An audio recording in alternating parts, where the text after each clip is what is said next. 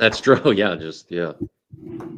All right, and it is sort of the unofficial kickoff to MTE sort of tournament season here because we get day basketball, I think today, and then like every day from now through the rest of the week. So we're going to talk about that. We're going to start with an MTE, and I'll just set this up for you guys. A little double feature today. We're going to go to Bahamas for the Baja. We're going to go to Baja Mar specifically to the MTE that's down in the Bahamas. And the reason I want to bring this up is I feel these are probably two of the bigger games on the slate today. I also got the chance to go down to this tournament a couple years ago. Shout out to Josh and his entire team. They put on a phenomenal event. I'll tell you what, before we get into breaking this down as people file in, if you're ever like on the fence and your team is there and you're like, should I go? 1000%. Yes, you should go to that tournament.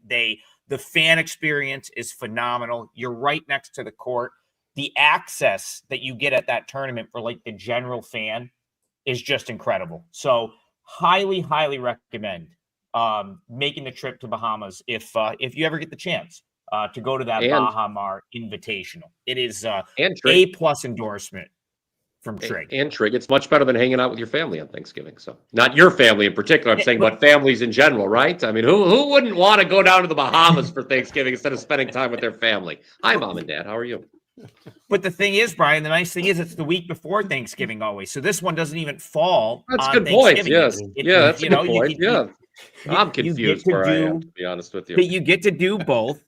And it's always there. They're always bringing in big time teams. So it's like the field when I went had some big teams. Last year, you got to see that crazy Baylor St. John's game that had like the deep shot to either send it to overtime or win it in overtime. Right. And this year's field is stacked as well, starting with the Purdue Boilermakers as what I thought was a large favorite, and now they're an even bigger favorite tonight against the Memphis Tigers. So, Brian, I'm going to come back to you first, and I'm going to sort of sit this one out. I'll just facilitate the discussion. I'm doing this video today for WagerTalk. I'm going to be doing a full breakdown of these two games. So rather than you have to hear me yap on here and then say the same thing on there, I'll sort of save mine for the video, and that way we'll get more things in. Like I know Jay Buff wants to talk about Cornell. We'll get that stuff in. So over to you, Brian. Kick us off. Purdue, Memphis. How are you seeing this one? So we need to make room and time for Jay Buff. We love you, Buff. Thanks for tuning in. And thanks all of you for tuning in. Smash that like button, please. You talk about the line movement in this game here, Trig. Let's look at the odds screen real quick so I say the right numbers. Purdue is, we'll call it -16, -16.5 at this point. I thought it actually had gotten a little bit higher a moment ago. Maybe there's been a little bit of buyback on Memphis in the last 5 minutes. But I suspect a little bit of recency bias is involved with the line movement here. Memphis is coming off a bad home loss to UNLV, 92-78. Now, not necessarily any shame in losing to UNLV, even at home, but again, they lose by double digits. They turned the ball over. Memphis did 18 times, did not shoot the ball well, 42.4% to be exact overall, and just 23.5% from three, 4 of 17. It was actually, guys, in terms of margin, the worst loss Memphis has had at home under Penny Hardaway.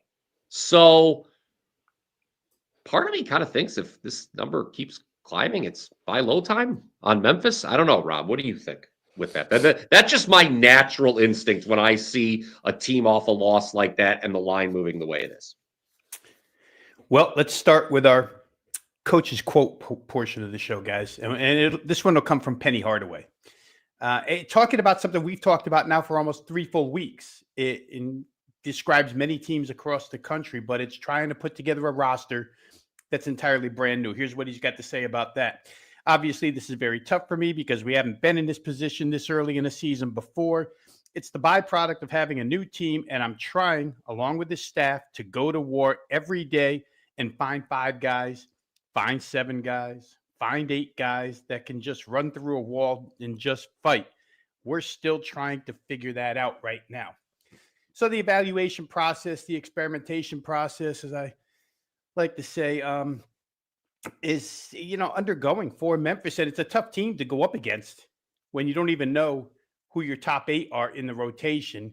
He's got a pretty good guess that he wants to start this out with Majuk and Tedford as his top 2 and then work from there. But that loss to UNLV, I thought was pretty bad because Josh Pastner is in the same type of situation out at UNLV.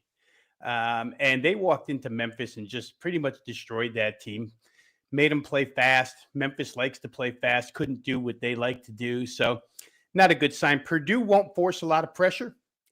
Not the way UNLV will. So maybe those turnovers won't be 18, Brian. But I have to believe that between Kaufman, Wren, and Oscar Clough, like I said, yes, I think I used them as an example for another game. But the rebounding has to go to Purdue here. The point guard play, Memphis isn't going to take it away from Braden Smith. And in fact, as Braden Smith, everybody knows a great point guard. It's Omer Meyer that's come on as the backup point guard, 19 and under player for the Israeli team. Used to starting, now coming off the bench, but playing very, very good backup point guard. So Purdue's really set in so many positions here. I don't know if I want to lay 16.5, but I may want to look at Purdue's team total. I don't know that Memphis has much of a way to stop them from scoring, whether it be outside, inside.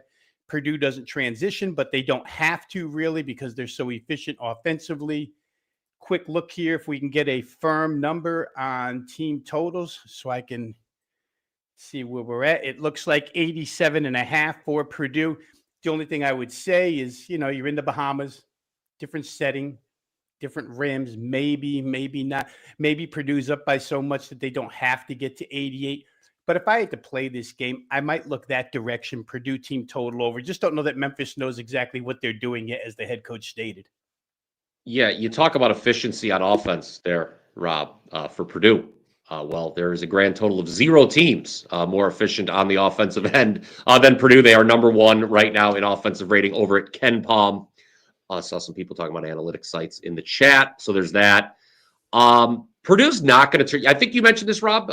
Correct me if I'm wrong. Purdue not likely to turn Memphis over as much as UNLV did. That's just not their game on defense. Yeah. But you did the continuity point, and then I'll throw this to Trig, is like very well taken. Memphis has no, like, maybe we shouldn't be surprised by a slow start because they were tied for dead last in the country in returning production, while Purdue obviously has a great deal of returning production. Not to put you on the on the spot, Trig, for a hot take alert here, but I think of Penny Hardaway as a coach. Is Penny Hardaway like not a good? I feel that I a lot of times when I handicap Memphis, I'm saying things like, "Well, I give the other team the coaching edge." Yeah, let me put Trig on the double hot take. Yeah, no, I love being put on the hot seat. Is the coach? Fire away. These are easy. These are opinion based. Is the coach a good coach, and is Doug McDaniel really a good point guard? The kid from Michigan's been not so good to start the season, and it could be because the surroundings are just brand new to him as far as personnel is concerned. Doug McDaniel struggling doesn't really surprise me because I feel like he's had some like hot and cold at times in his career. But I have a more definitive answer about Penny Hardaway. Listen, I love the guy as I loved him as a player. I had a Magic starter jacket when I was about 10. I owned that blue with the pinstripes Magic Penny Hardaway jersey. As a coach, I think he's awful. A terrible coach. In game. Is he an awesome recruiter? Is he great for that program? Yes. But like when we're in the game, like the 40 minutes or so where they're on the floor, I typically would, there's almost no person in the country that I have him as a coaching edge. Maybe Mike Bibby. I probably give him the edge over Mike Bibby right now. But like, and that's just been the thing for me. I think for me, it's gotten a little bit better than it was a year or two ago. But like to answer your question, BP, I don't think he's the best X's and O's guy that we have in the game. To be fair, you can get far at this job by just solely being a great. I mean, look at Coach Cal. I don't think anyone has ever accused Coach Cal of being the finest X's and O's man in the business. Right. I mean, I'm not saying Hardaway's even on the level of Coach Cal. I'm just saying recruiting is a big part. I'm not maybe I don't want to put words in your mouth. I'm not saying that Penny Hardaway should be strung up on a pole and run out of a job. I'm just saying that I agree with you that it's the X's and O's in game where he tends to struggle. And if you got the worst team, maybe it is a long night, even if it is kind of a traditional buy low spot here.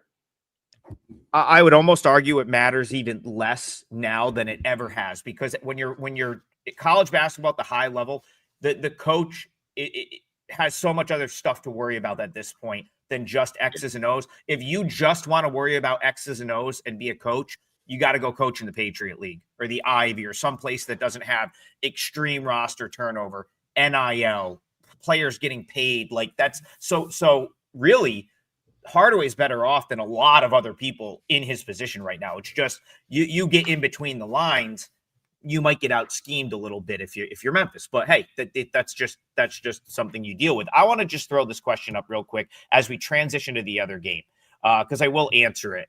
And like I said, I'm going to give my breakdown on these two games on a separate video. So I'll sit the sort of handicapping portion of this one out. But I want to bring, this is a general question, and I have an answer for you, Jacob. So he says, I try to set my own lines a couple days before, and if I'm off by 1.5 to 3 points, I see value.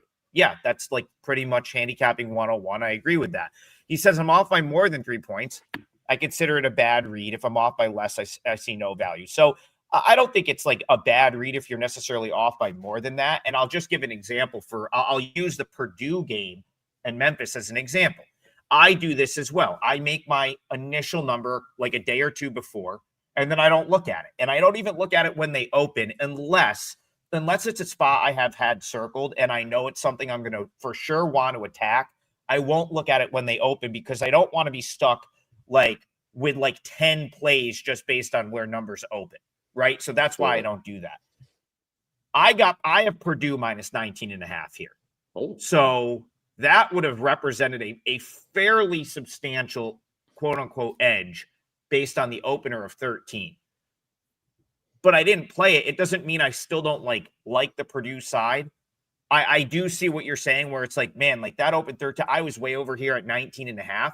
Like, I'm with you, though. I don't just auto play it. I have to sit there and think like, okay, why is it so far? Why am I so far off? Okay, now we're on a neutral. Memphis played really poorly last time out. So going back to some of the stuff Rob said, and it's not like it's a case by case. Every single game is a case by case basis. That's why I have no life in college basketball season. That's why, I wonder if I wonder if I'll still have a significant other at the end of March, because every game is a case-by-case basis. It takes forever to break these games down. But that is a very, very good question, in my opinion. And I think if either of you want to weigh in on that, go ahead.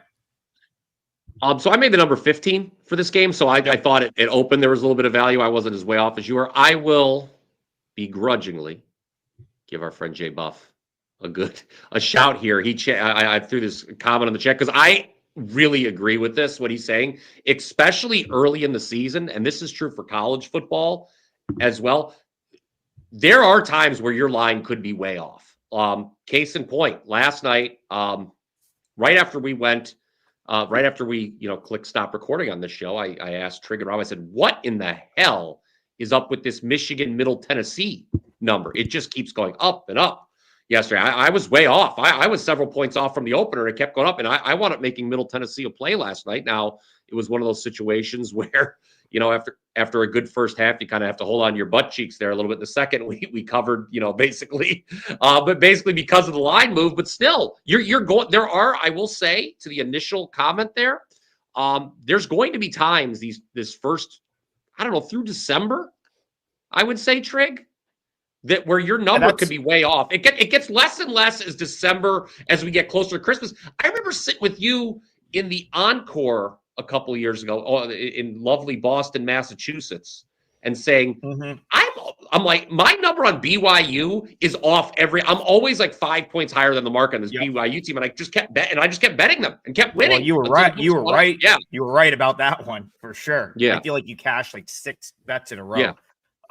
With BYU. With the Cougs.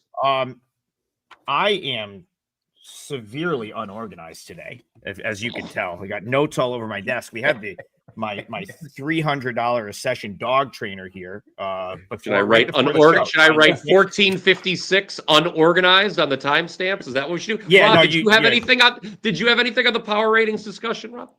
Yeah, real quick. I'll just take the couple of seconds while Adam gets himself in order there. As a power ratings guy myself, when it's off, and as you two guys both said, doesn't necessarily mean you're wrong. But what I'll do a lot of times, if I'm unaware, I'll immediately go check injuries, because the way people bet injuries nowadays is insane. Yep. So just make sure there's nothing injury-wise that's causing the difference between your number and the number that's being offered in the market. That's all I'll add. Looks like Adam's ready to roll. Yeah, all I was doing was trying to make a seamless transition to the next game, which is the second game down. The second game down in Bahamas. I know what the next game is here. What are we doing? Yeah. So I was looking for my number on Texas Tech, and I found it. So game number 2, second part of the Bahamar Championship tonight. These teams will play again, I think in 2 days it is, or tomorrow. I'm not sure what they're doing this year. But the second half of this is our other feature game, Texas Tech, Wake Forest. I see a couple people in the chat asking for it. And Rob, I'm going to throw this to you, but all I was going to say was this was one where I also made my number 11. It opened 8. It's now up to 11, but I don't necessarily feel like I missed a bet. And that's, I guess, the point I'm trying to make. Just because you see a numerical edge on a play does not mean you have to bet it. Like, other things need to line up. I do sort of lean to the Texas Tech side, but it wasn't something I initially bet. How about yourself? This game to me is pretty solid where Wake Forest is concerned, being the underdog, right? I don't know that Memphis has the type of personnel to match up with Purdue in the opener, but I do think that Wake Forest could cause, and I'm a Texas Tech guy, so I'm going to lean Texas Tech. Just don't know that I would lay this price. For Wake Forest, the antithesis of what Penny Hardaway said when I read the quote is their backcourt, 2 first-year guys, 2 first-year transfers, one from Washington State, and they seem to be blending together really, really well. The type of ball Steve Forbes is playing down there, as described by Grant McCasland, head coach of Texas Tech, ultra aggressive, attack the rim, and they've showed it. They played Michigan right to the wire in Little Caesars, so they've got some experience on a neutral, and that's more than a neutral, right? When you're going into Michigan territory and just playing at an arena where they probably have more people than you do. But for Wake Forest, I think the guard play is solid, which always counts. I think their early tendency to speed up tempo, Texas Tech has shown they'll handle, because they played Illinois tooth and nail 81-77 in an up-tempo game. Texas Tech, I'll tell you guys, I won't say they're mirror image, but I will say they're very, very comparable to Purdue in efficiency. They don't really want to run. They'll run more than Purdue will, for sure. And I'm going to, thoughts just run right through my head here, Adam. It's crazy. But yesterday I said Texas Tech doesn't thrive on threes the way Alabama does when we were talking about the Alabama game. Yet Texas Tech has hit a lot of threes this year. A pretty good three-point shooting team, led by a solid point guard, Christian Anderson. Of course, JT Toppin, probably, again, the best player on the floor here. I think Texas Tech is the winner, but I think this will be high speed. If I take the Illinois game as a comp, I see 81-77, 158. I think Wake Forest is a little less defensive-minded. I think Wake Forest probably a little, and this is tough to say after watching last night's game, which turned into an absolute foul fest, but it did involve Alabama. I think Wake Forest has a good tendency to have fouls in their games because of their style, rim attacking. So you're asking right now at this point, because the total's been bet up, for 3 more points than what was scored in the Texas Tech-Illinois game. From 158, you want to get to 161 to cash here. I think it's real doable. I think that the Wake Forest defense, Texas Tech, I think they'll score their share, and Wake Forest probably gets theirs in a fast game. Give me over in that one, guys. Trig's second straight game here that I, too, was a little bit higher, but not quite as high as you relative to the opener here. So I understood the line move. It's a little high for me now. Rob mentioned Wake Forest's performance against Michigan. That is still in my mind. They were up by 7 in that game late in regulation. That was an unlucky loss for the Demon Deacons in Detroit. So, I mean, it was not a I guess I don't know if you want to call it technically a true. It was a true road game, basically. Let's be honest. Detroit's a lot closer to Ann Arbor than it is to Winston-Salem. We all understand our geography there. Rob mentioned Texas Tech hitting threes a little bit more than we're accustomed to seeing. I think they have hit 12 or more in 3 of their 4 games. That's pretty good. And I got to be honest with you, if they're hitting their threes here, it could be a long night for Wake Forest because Wake Forest is allowing teams to shoot very well inside the arc as well. Rob mentioned the name JT Toppin. JT Toppin's not just, he's going to be the best player on the floor a lot of nights this season. He looked great in the losing effort against Illinois. If you're in one of those states that allows college play, Ohio, we can't do it anymore. But if you're in one of those states that I would look JT Toppin overs here because I think he's going to put up a very, very big night in the box score for the Red Raiders. Yeah, I can't disagree with that. I think I've said it a couple times on this show. I am sort of all in on Texas Tech. Like from a long-term perspective, they are a team. Like if you were to pin me down right now for a team that I was like give me one team that you will pick to make it to the Final Four. Like if you were like, you have to pick one, obviously, like we know how hard it is to get to a Final Four and all the stuff that you need to fall into place. Like the one I would like feel the most comfortable about picking would be Texas Tech. I love McCaslin. I love the way they're coached. I think they're really good. Now, again, could Wake hang around here and keep it within 10 on a neutral? Maybe. I would still think Texas Tech is the right side. And yeah, I am very high on the Red Raiders this year. Real quick, guys, just one thing to add to that. This tourney is in the Bahamas, where sometimes kids can get lost in the scenery. And Grant McCaslin's quote was, "We're very, very excited to be here." More or less a business trip for them, which is good to know that their focus is not on, the Bahamas itself, and it's on the basketball court. Was this not the tournament, Trig, where you provided inside info and said Georgia was at the tables all night last night? There you go. They were, and they were they were awesome. First of all, we had a blast that year with the Georgia guys, and they were just hanging out, having a good time. And that is such a good point. And it's not to knock, listen, that was Mike White's first year early in the season. Georgia was projected to finish at the bottom of their league. Sometimes, and this is like a very, very important point that you need to take into betting these the next week or so. Sometimes these are team building trips. It's not everyone is there for business. Sometimes it's like, hey, we know we're trying to build some camaraderie within the team. It's a long season. Maybe we have a group of new players. And, so let's say for Memphis, maybe Penny goes into this and says, hey, it's a little bit more about building a bond with each other than it is maybe like going to get a result because it's November. We have a whole season. We're going to play some basketball, but I think that was Georgia's MO. Now, they went 0-2 and didn't cover in either game, but look at Georgia now, right? Mike White was playing the long game there, and look at how good they were last year to the year before. So that is something that you need to think when you're going to handicap a game and there's teams in a tropical destination. It's got to be on your mind. And I think it makes that quote that Rob dug up right there that much more relevant. Go ahead, Brian. Yeah, 2 things. Number one, there's nothing wrong with having a good time. Rob's seen me at the roulette table before, okay? There's nothing wrong with that. And then number two, it's going to hit on black eventually, Rob. It's going to hit on black eventually. The philosophy wasn't real sound, but... No, it wasn't. Well, it was also very late, and it was the shank of the evening. Number two, Texas Tech continues to take money here. This is actually just hit 11 at Circa, so in a more serious note. All right, let's move it along. Garth, again, the daily donation, we very, very much appreciate it. And Garth, make sure that you leave with some insight and get your info here. So he says, thoughts on Mizzou, South Dakota. He's leaning South Dakota team total under. I'm going to go to Rob in a second because I know he knows Missouri. I'm going to give some South Dakota perspective first. So for me, South Dakota is a team that I think I had going into the year. I felt like they might be better than where the market had them. And then I sort of backed off of that a little bit because I knew a couple of guys weren't going to play right away.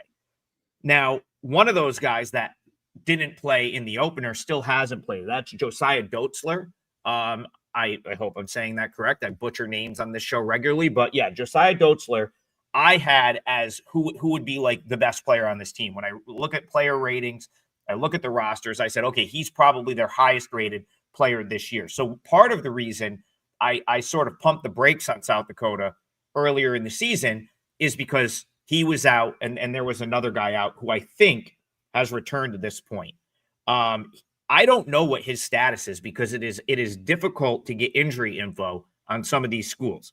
All I know is he is yet to play this year. Now, with that being said, we are now 5 games into the season. And so sometimes that starts to, and this is where I'll go to Rob to talk Missouri, but maybe he can touch in on this as well. At some point, the guy missing becomes less relevant, right? Like the further you go down the road, the fact that a team's missing their best player becomes less of a talking point, right? Because now he hasn't even stepped on the floor this year.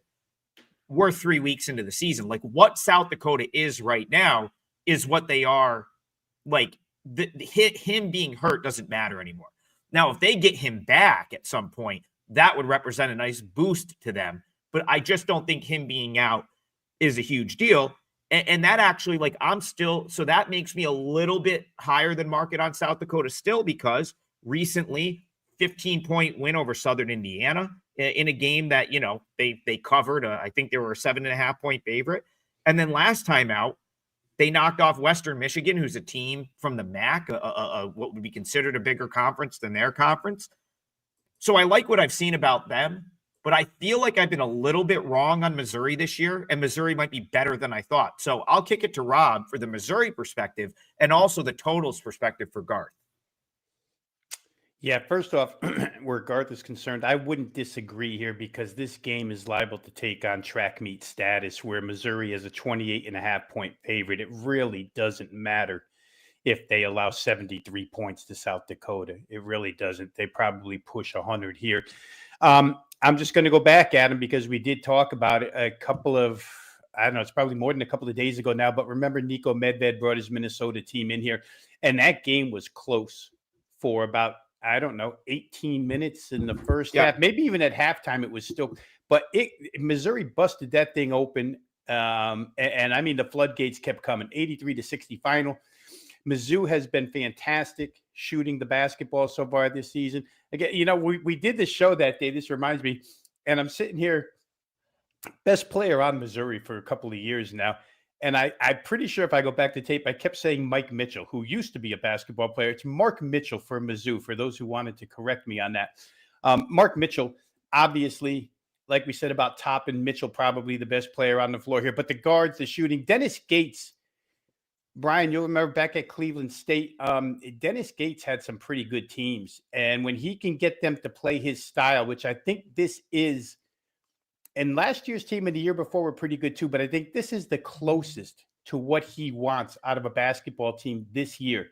They're running, they're shooting threes, they get to the rim. Defense, I think, still has to be answered. I don't think that question has been answered because I have to tell you guys, I don't think Minnesota posed a real threat as of yet offensively. I watched that game and Minnesota just didn't look like they had much to offer on the offensive end.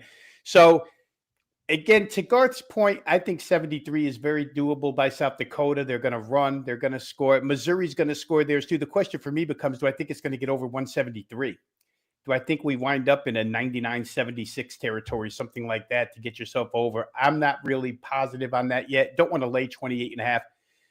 I think maybe Garth is on the best angle of this game. Just take the dog that can run, that can score a little bit. And Adam, I want to just go back to your point real quick here. The further away you get from having a star player, the less it matters.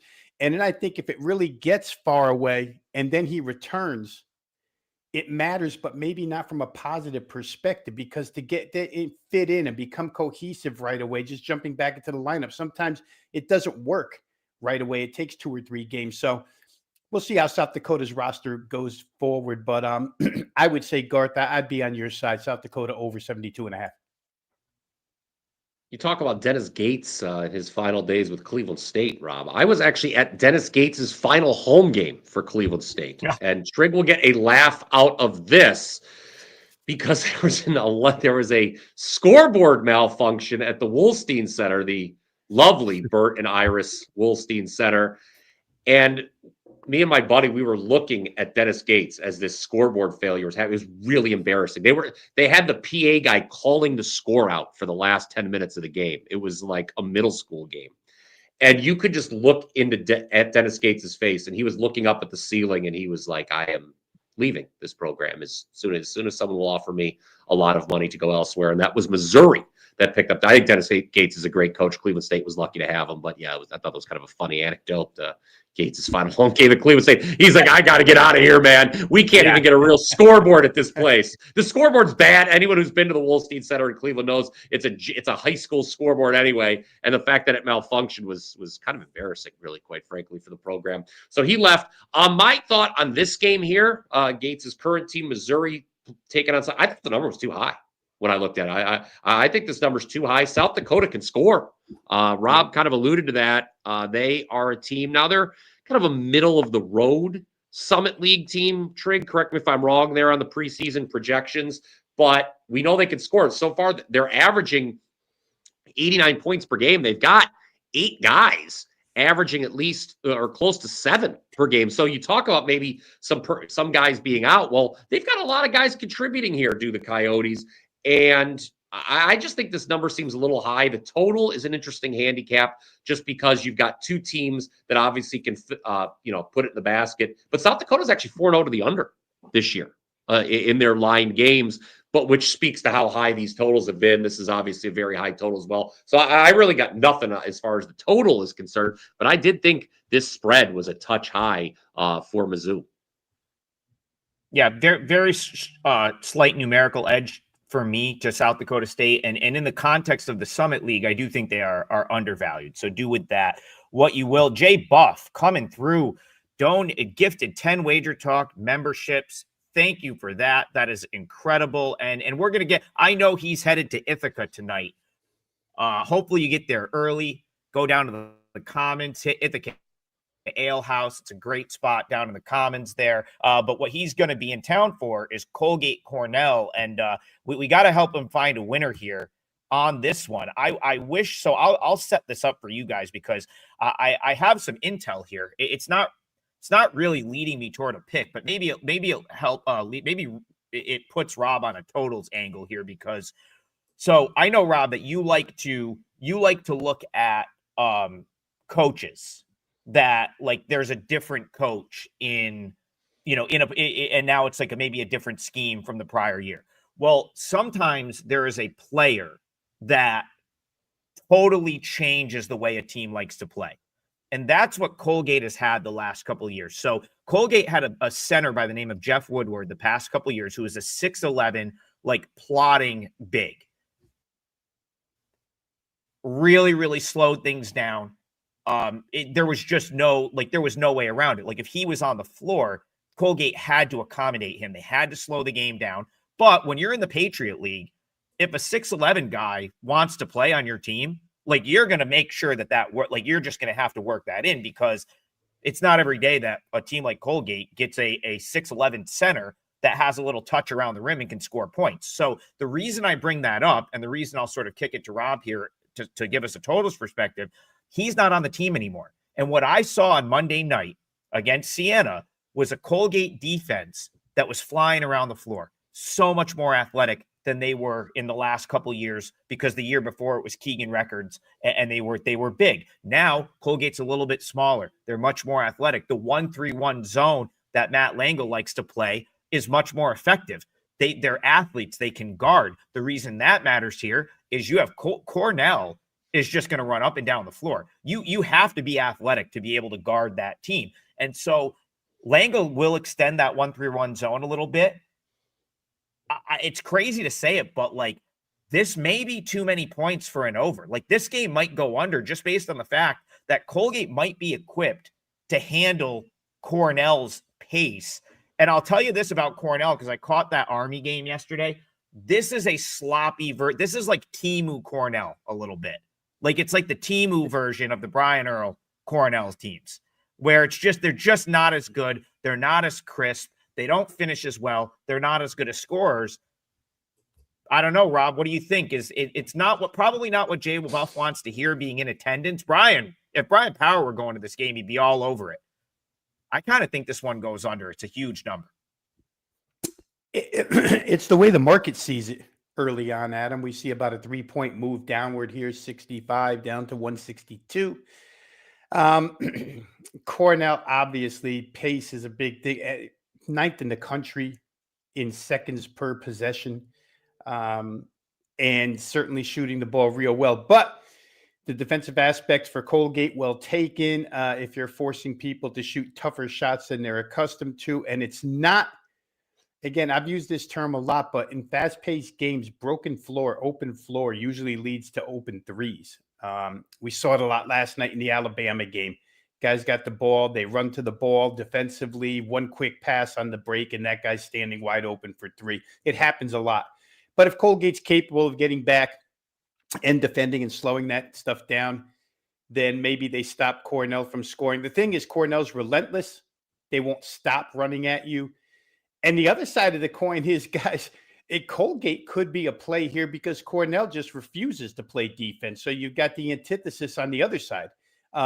Colgate, possibly enough scoring here in this game to get under the number of 4.5 or 5. It's funny that I would look at this more from a side perspective than a total, but I do think just hearing your descriptive of Colgate defensively, Adam, Matt Langel, and he is a really good coach, it's really possible here that Colgate gets the job done. They have to make more shots than they've been making, and they would have to stop Cornell because if you just look at analytic statistics, you're going to lean toward the Cornell side. We'll see how it matches up. But I couldn't disagree with the line move here, the total move here coming down.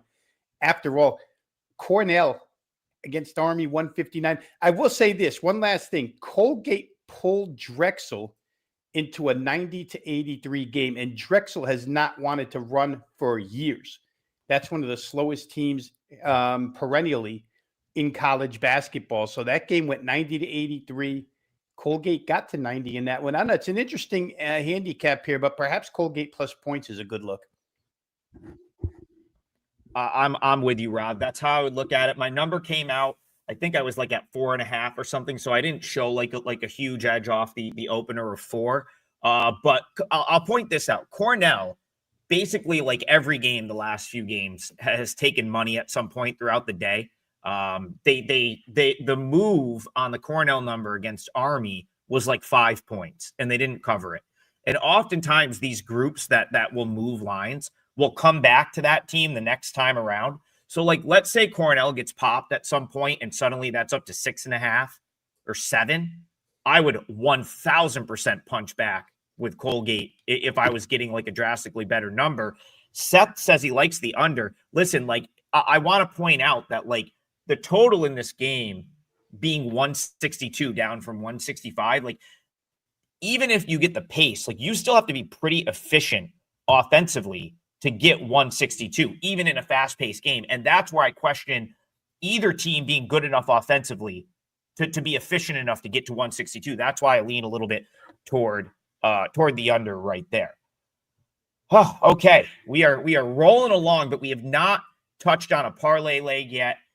It's that we're still doing it. We know we've been on a little bit of a cold run with the parlay, but still up, I think 8.22 units on the year. So we built ourselves a nice little cushion, as I said, and I'm going to go to Brian Power to see if he is ready to kick off Thursday's parlay. Dealer's choice to you. Yeah, I believe they call that playing with house money. We built up a nice reservoir here that first week. This is going to be horrible. No one's going to like this play at all. I'm just going to warn you right now. We're going to go with Tennessee State getting an absolutely massive number at Tennessee. This is just a straight numbers play, Trig. Look, is this? Can I promise you that this will not be a sweat, hold your butt cheeks kind of game at the end like last night was for me with Middle Tennessee against Michigan? No, I can't promise you that, guys. I just made this number significantly lower. And if you want to kind of put something behind this play here, taking the big number, well, check this out. Tennessee They've started the year 4-0, 4 double-digit wins. Well, what do they have upcoming, guys? They've got a trip to Las Vegas. Now, we understand the price gouging that's going on in that city right now. We've all heard about it on social media, read about it. But these Tennessee players, I think, are going to be looking forward to that trip. And look at some of these games that Tennessee has on tap, gang. They'll be playing over the next we'll call it 3 weeks. They've got 3 top 10 opponents on the docket. Houston, that game will be in Vegas. And then they've got Illinois. They're going to be playing Louisville. They're traveling up to your neck of the woods, Trig, the Carrier Dome. I just think they kind of phoned this one in. This is a huge, huge number to be laying. There has to be, everything has to go right to cover a number of 32.5. So Tennessee State, let's just hold the nose and take the points. We'll check the score at 9 p.m. Eastern. Hopefully they stayed within 30. I'll put something else behind this for you, Brian. This was the same exact spot that Syracuse was in the other night when we took Monmouth plus 22. Syracuse is headed out to Vegas as well to play in this, like, I think it's like the Players something. There's a whole bunch of teams heading out there to play multiple games in multiple days. It's almost like uprooting the Maui Invitational as like the premier sort of MTE that all of these teams are going to. So that was part of my argument 2 nights ago when I used Monmouth in the parlay and as a client play plus 22, and that game was like a 2-point game. That came right down to the wire. I'm not saying Tennessee State is taking Tennessee down to the wire, but certainly they can stay within, what is it, 32 and a half? Yeah, there's some 32.5s out there, but let's call it 32 for the show. I grabbed 32. I disagree with you. Okay. I like it. Let's bring Rob in. If you want to comment on that, you can, but if you don't, we can go to your parlay leg if you'd like to throw one out there for us. Let's do that, guys, because I have something here that I like quite a bit. I had my eye on it since their last game, and it's a bounce back team total. I love these team totals, and I love teams that can score, obviously, because I want to play over. But I'm going to go to the Elon Miami of Florida game. You know, Miami of Florida played Florida last outing, lose 82-68, a battle of, I guess you would say for Miami under Jay Lucas, they were testing themselves. Where do we sit in the grand scheme of things? And they found out 82-68, their fast-paced style, their hot shooting got cooled off by the Florida defense. And the Florida front line in that game was really dominant.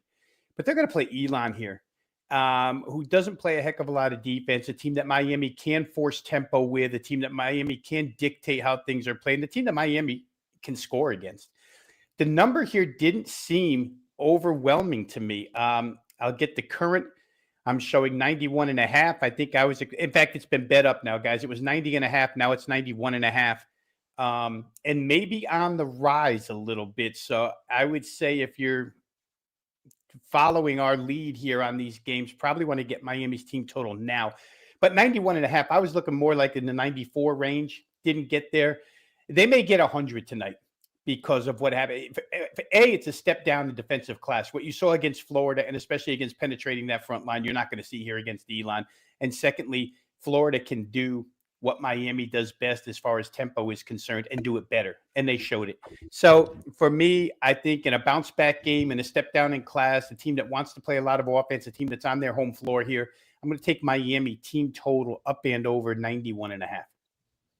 I'll let Brian chime in a second, but I rarely love a team total, like, because I don't really handicap them. Rob, I love this call by you. I'm going to give my opinion, and then I'm going to let Brian, because my opinion also includes a funny Brian Power story, so I'll let him follow it up. So he has no idea what I'm going to say.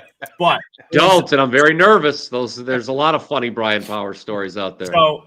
So Brian and I had court access and everything when we were at Toledo. So we were in there early. We were standing on and near the court. And there was one point where Brian got caught off guard because he looked to his right, and Matthew Van Komen was standing right there. He's 7'4". And he kind of yes.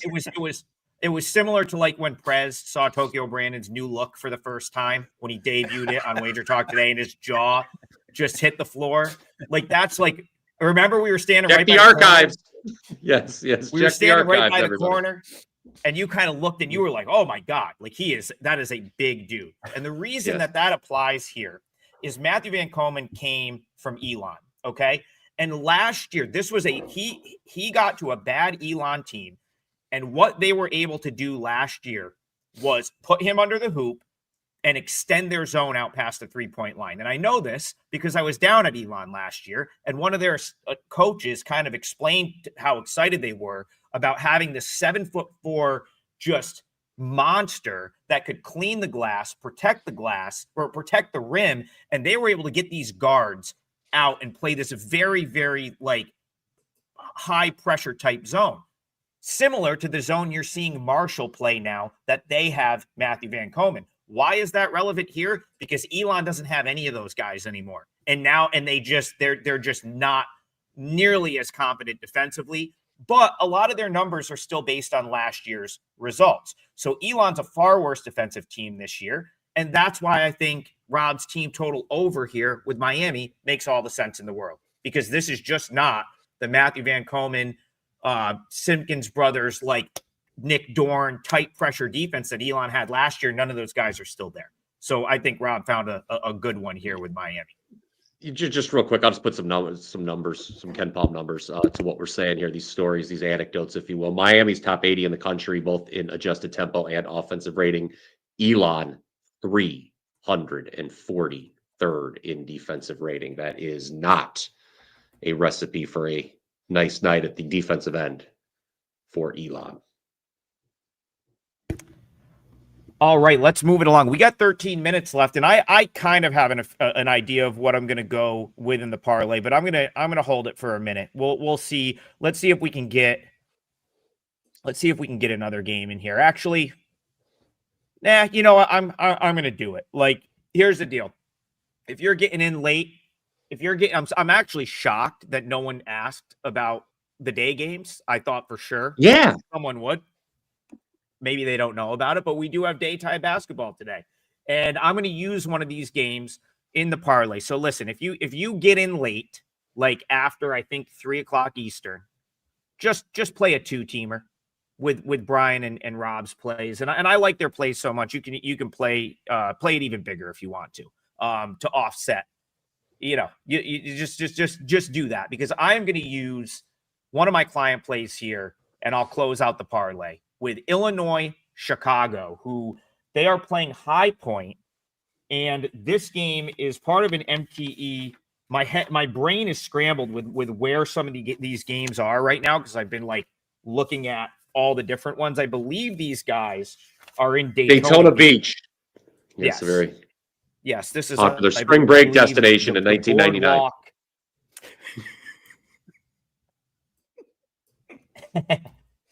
Yeah, so this is one of the MTEs. This is during the day today, so this will be the second game. Probably goes off, I don't know, probably about 3:00 Eastern. And I played Illinois, Chicago here. I believe I took 9. I'll have to double check that. It's either 9 or 9.5. But we'll call it 9 for the show, because I think you could probably find. I think it's 8.5 some places. I'm pretty sure for clients I took 9. 3% play for me. It's going to close out my leg of the parlay. I assume you guys want some daytime action, so I decided to give this one out. And what I want to talk about with Illinois, well, really with High Point, is High Point's becoming a team I'm willing to fade when they aren't playing like the bottom feeders. And we actually talked about this High Point team very briefly on Monday. I said before that game, I was like, this is the type of game that High Point just slaughters someone. And they came out and won that game by 43 points against Canisius. The last few years, High Point has money, okay? They have a lot of resources and money, so they don't need to go play the bye games like a lot of other teams in the Big South do. High Point puts together a schedule where it's a lot of teams that are in there, sort of like a lot of mid-majors, a lot of teams that are in their sort of, weight class, if you will, teams that will actually come and play them at home because they get a great turnout at home. And what that means is they don't they really play a lot of like Q3, Q4 type opponents. And so I think that, and the fact that High Point went to the NCAA tournament last year, 29-6, best season, one of the best seasons in the history of the school. I believe it was their first NCAA tournament appearance. That and the fact that they smashed some of these lesser teams, I think has inflated them sort of significantly here at this point. Their head coach is now at Creighton, waiting to be the next head coach when McDermott retires. So it's a first-year coach in Flynn Clayman, who, you know, maybe he'll be a great coach, but it's still his first year. The roster on paper looks really good, but they also got throttled by UAB. I don't mind that UAB team. Other people say UAB aren't very good. They lost to Alabama State. So that's it's a little concerning that High Point was not really in that game, lost by like 16. For me here, you're playing a team from the Missouri Valley. You're catching 9 points. Illinois, Chicago's got like 3 or 4 freshmen that have looked awesome so far. I guarantee that wasn't baked in to their number coming into the season. Neutral floor down in Daytona. I'm sure High Point will have more fans than Chicago. They'll travel. But how much does that really matter? I took the 9 points, 3% play, little daytime basketball for you guys with the Flames of UIC. $50,000 tuition per year at High Point. I just looked it up while you were talking. Mallory's cousin just graduated from there. Yeah. Oh, excuse me. That's wow. $50,000 a year, Rob. I'm not looking for. I'm not saying my daughter's going to High Point, but man, I'll tell you what that cost of college. I'm not looking forward to that. Dude, it's 10 years or so. AK's wife went there like too, and he goes down to games every once in a while. Him and I went to a game last year. What a campus! One of the nicest. I think it's probably the nicest campus I've seen to this point. So yeah, that'll be my parlay leg, and we still have. Well, first of all, do either of you want to? I know Rob's a Missouri Valley guy. See if he wants to weigh in at all. If not, we'll move on. You're muted. I think you're muted, Rob. Sorry. Oh, yeah, my bad. I was just going to weigh in on Brian's woes about future college tuition. When my second son went to Mizzou, he went there for the journalism school and actually took a summer job with the radio station, which cut that tuition to in-state, which at the time, Brian, knocked it from $42K, I think Mizzou was that year, down to 11 because he was in-state. So make sure you have your children get jobs wherever they want to go to and stay there for the summer. And duly noted. There's credit and debit card schemes you can use in case you want to sneak out of the state. So you can get it done. Well, I know what I'll be talking about after the show. I got one. I see my buddy Keith Bayou Bets Landry in the chat. What's up, Keith? He pointed out that, High Point on a neutral, not as powerful. He also pointed out that we sort of leaned UAB, and I think he was on UAB in the game, that they crushed High Point. But he also would like Rob Vino's game total of the day by request. So I'm going to go to Rob. Rob, do you have a full game total that you have a strong enough opinion on that you would like to sort of throw that game out there on the show? Putting you on the spot now. Yeah, that's all right, though, because I can come up with that. I'm going to say this, guys. We talked about it earlier. I'm torn between a couple because I know Keith is leaning on me here. I'm going to say the Texas Tech Wake Forest game that we talked about earlier gets over that number of 160.5, and it's been bet hard already. So as we like to say on Ski Profit Show, Profit Picks, 1:45 p.m. WagerTalk TV every single Monday through Friday. Shameless plug. Don't want to take the ass end of the line. But here, I think the ass end of the line still has wiggle room. So I'll leave you with that. I'll tell you what else I was considering was K-State and Mississippi State over. Kansas State they're a one-way ticket this year.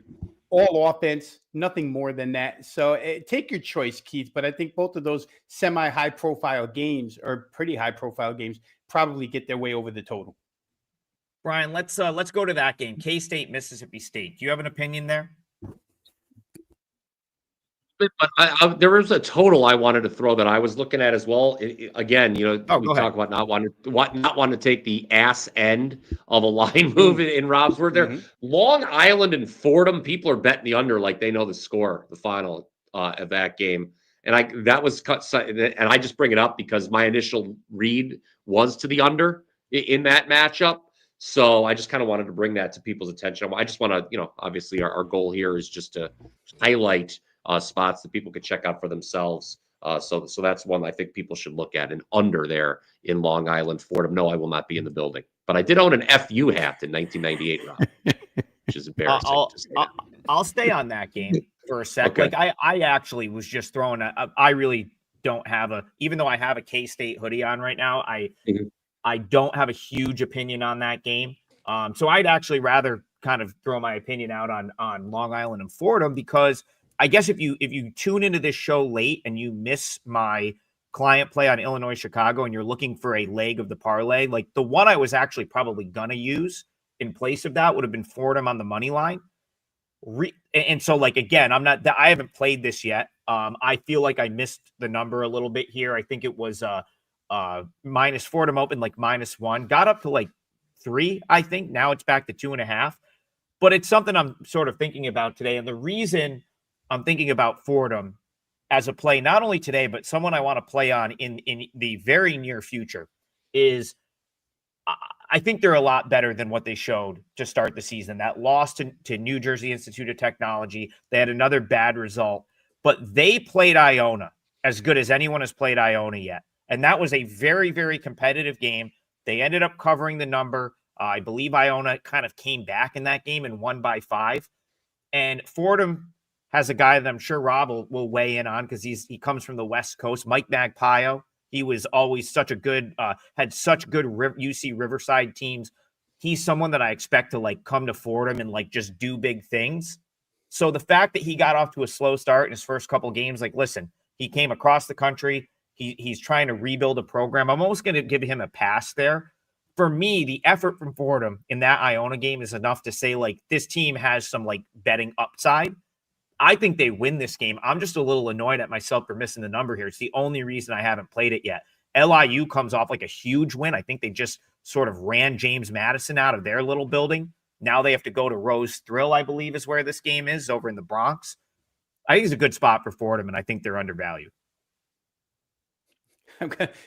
I laugh here while you're talking, Adam, because I'm checking the odds board, and we just had Keith Landry ask for a couple of totals, and the Kansas State Mississippi State total just went over by a full point. It got pushed up by a full point. So I'm just wondering if Keith unloaded his pockets on the Kansas State Mississippi State game enough to push that total up by a full They're betting point. Mississippi State too, as far as the side goes. Yeah, there's a lot of movement there. That game's being played in Kansas City for those keeping score at home. I didn't have a really strong read. I don't want to get on here, I guess, just because people did ask the question. I just don't have a very strong take on that game. Like I would feel a little guilty looking into this camera here and telling our fine viewers bet the game this way, because I'm not betting that game. I'll be honest with you, and I don't even really have a very strong lean. Yeah, it's a tough one. I think especially at the current number. My lean would have been Mississippi State, because I'm just not at all high on this Kansas State team. But the way Kansas State plays, they're going to eviscerate some teams from 3, just because like that, like they are just bombing 3s at this point. Mm-hmm. And so they just struggled with Tulsa. They just let Cal come back. Like at some point, they're going to come out and just put it on someone. And then you're going to want to bet against them in the next game, because I just don't think they can consistently do that. But they have it in them. Abby Bashir, they are chucking 3s right now. If I'm wrong, teams shot horribly from 3 against Mississippi State last year. I think they had one of the better 3-point defenses in the country, if memory serves me correct. That kept them in a lot of games. So I don't know if this is the game where Kansas State may go crazy from 3. Yeah, it's really, and again, this is going to be the case with a lot of these like neutral court. I know it's in Kansas City. It's still a neutral. Like, yeah, they'll have fans there. It's still a neutral. Not their gym. Yeah, these games can be tough, man. The MTEs, it's going to be about survival for the next week or so. Teams playing their 3rd game in 3 days. It's tough. Like you got to keep an eye on stuff like that over the course of the next week or so, in my opinion. All right, anything quick at the horn before we recap this parlay? All right, let's do it. Let's recap. We've got Brian Powers going Tennessee State plus 32. You got Rob Bino, Miami Hurricanes team total over 91.5. And I went Illinois, Chicago -9. We'll call it 6-1. It looks like you could get your pretty standard standard -110s out there. I'll tell you what, Garth threw another donation, and he wants to get one in at the gun here. I'll comment on this one really quickly. I thought the Hawaii movement, I didn't agree with it. I didn't understand why Hawaii was suddenly a 3-point favorite against Arizona State. I got Arizona State a slight favorite in that game. That's all I have to offer there. Either of you, quick for Garth at the horn on his question, Hawaii, Arizona State. Rob, anything for the total? Yeah, I haven't handicapped that one yet, Adam, so I got nothing at this point It's all time. good. This afternoon I will. I just wanted to get something out there for him. I think Hawaii gets a little bit overrated at home, especially when they start to play good a little bit. I will be looking at the Sun Devils to see if I can make a case to play back at that movement. That is what I have for that game. We very much appreciate the interaction, the donation, the comments, the likes, the subscribes to the YouTube channel. And once again, to close it out, Tennessee State +32, Miami team total over. Thursday NHL best bets you will not want to. I'm here on WagerTalk TV. Sides, totals, props, team totals. It's a pretty good slate here on a Thursday. I'm here to break it down with you. Of course, I'm Andrew. I've got Carmine, the Prez, and Brian Leonard with me to break down all kinds of great games. Carm, it was a pretty good Wednesday slate. Kind of funny the way it started with two games that were completely lopsided. And then the late slate ended up having two very, very good games, both ending with the same scoreline of 4-3. So I'm feeling a bit tired today after being up for those late games. But the Ducks keep on rolling, man. The Ducks get the job done. And you and I said yesterday that as much as the books were trying to tell us that it was a kill spot for the Buffalo Sabres, those Flames, they showed up. Just when we think the Flames weren't going to show up, they showed up. Any quick thoughts on last night? Yeah. Firstly, always check the free play section because I will put up a play in the free play section on NHL. Normally after puck time, if there's something that pops up that I think is the right play, and from an analytics point of view, I took Calgary first period +114, and that cashed for anyone who was checking out that site. And then the late games, yeah, two very good ones. Cashed my Anaheim Boston bet in the first 6 minutes of the game over 1.5. I figured we'd see some goals. A little disappointed. The Minnesota, the other game with Carolina, I had under 6 in that game, and just an ugly goal sends it to overtime, tied at 3. At worst, I thought I could have ended up with a push at 4-2 with an empty netter. But 1-1 night for me, and I had a 5% play for today, but I've taken it down because there was an overnight line move that just doesn't make it playable. It's outside of my range for that game. So it happens when if you buy it overnight, you got to play it overnight because if the line moves the next day, you're getting the worst of it instead of the best of it. So that's a good thing about having an all access package for NHL, or even that $99 10-day package that we have up as well too. With that said, we got a lot to talk about, Andrew. We're bringing in Lawrence. He's going to do Columbus and the Toronto Maple Leafs. Brian's going to do the Seattle and Chicago game. You and I are going to talk about Detroit and the New York Islanders, and then we're going to finish it off with the Rangers in Colorado. I'm not sure if you have a same game parlay. I hope you do. And I've got a pod play for tonight as well too. So with that said, let's get right to it. Let's bring in the guy who cashed his 5% play on the Leafs, the MASH unit. Yeah, easy winner. Easy winner. How you guys doing, brother? Nice to be here. Hey, consistently getting over. You guys are consistently getting over 3,000 views a day on the show. I want to shout out to your listeners because they are so loyal. But we do need more comments in that comment section, guys. So that's my only complaint as one of the owners of WagerTalk is I'm loving what you guys are doing, but I need to see some more comments. Christopher Ferrari, Unknown, M&M, Counterfeit, Fort, Ethan, OG, Jeffrey. Just put something up in the comments for us, please. Thank you. Sorry, guys. That is A-okay. And you're right, Prez. We need more comments, man. We need more comments because people are watching, they're liking, but the comments, they're on and off. They're on and off. Well, they're the sad part is about YouTube. They're crucial to the YouTube YouTube algorithm. And the sad part is about stuff is that a lot of times people comment, it's negative. So everybody's just I don't care. With us, so there's no Put comments. negative shit up. So we don't have anything negative going on. So that's why no one's commented. So guys, feel free to comment some positive stuff. There you go. Cool. Call me a douche. Prez, so who predicted William Nylander to score in overtime to bring your to resuscitate your 5% play and turn it into a winner? You did, Carmine, and I have proof on my own as I was freaking out all game. I was just so angry over that first goal that went in by Nylander. And you're like, don't worry, he's going to score the overtime goal to win it. And you were right. And yeah, that was an easy winner for sure. But it's in the past. Let's move on to today. And Toronto is playing Columbus. This Toronto team is 16-4 to the over on the urine. How interesting is that? We would have thought they would have been an under team coming into this year. This is a team that's really trying to change their style, more of a trying to stop cycling and playing in circles, more up and down, more forechecking, more dirty corner work.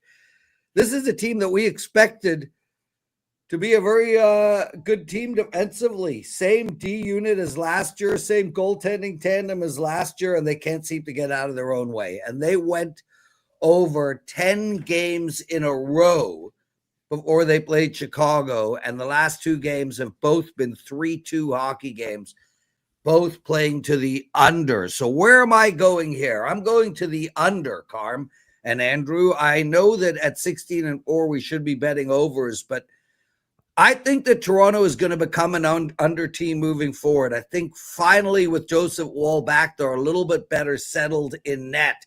You know, Chicago put up 32 shots on them, came away with 3 goals. St. Louis put up 29, came away with 2. These are the type of numbers that I think we're going to see on a regular basis.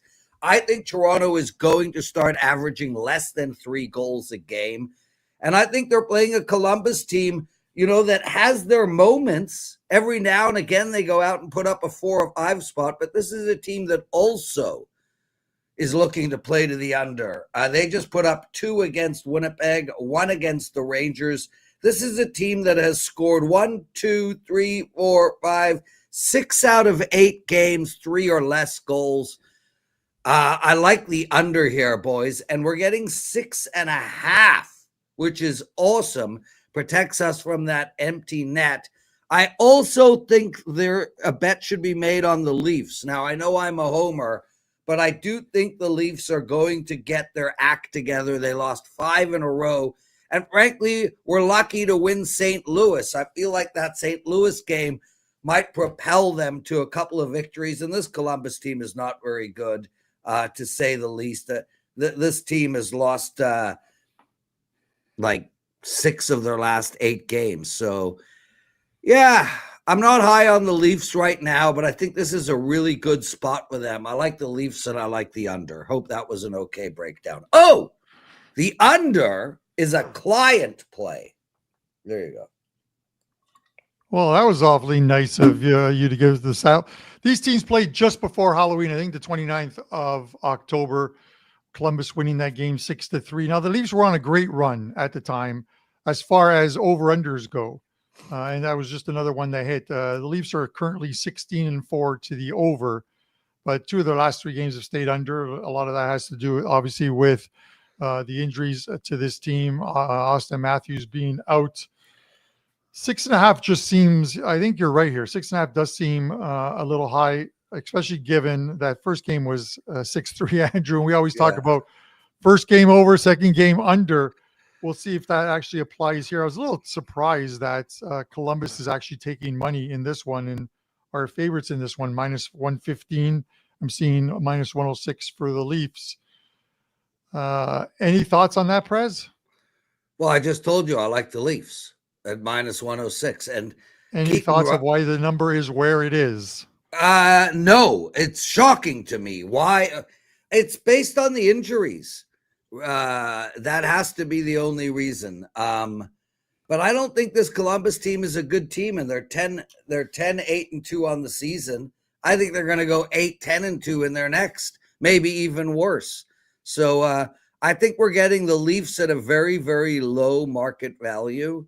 This is why they deserve to be. They're all injured. Yeah, they're all injured. This is why I thought that was the starting lineup. I'm like, when did they put Anthony Stolarz on the number one lineup? Their center depth right now is just abysmal. Like, they have no center depth, and I think people won't realize. But the two guys on the right with Nicholas Waugh and Scott Lawton, those are probably two of the biggest losses on this whole sheet. Hopefully, Nyes can be back tonight, Prez. We're not too sure what the deal is with those him. Those are the biggest two losses, not Matthews or Tanev or Nyes, not those three. The other two guys that nobody's heard of. Yeah, exactly. The people that the diehards would know about. And I think that when you look at it, though, look who scored the game winner for the Leafs last game.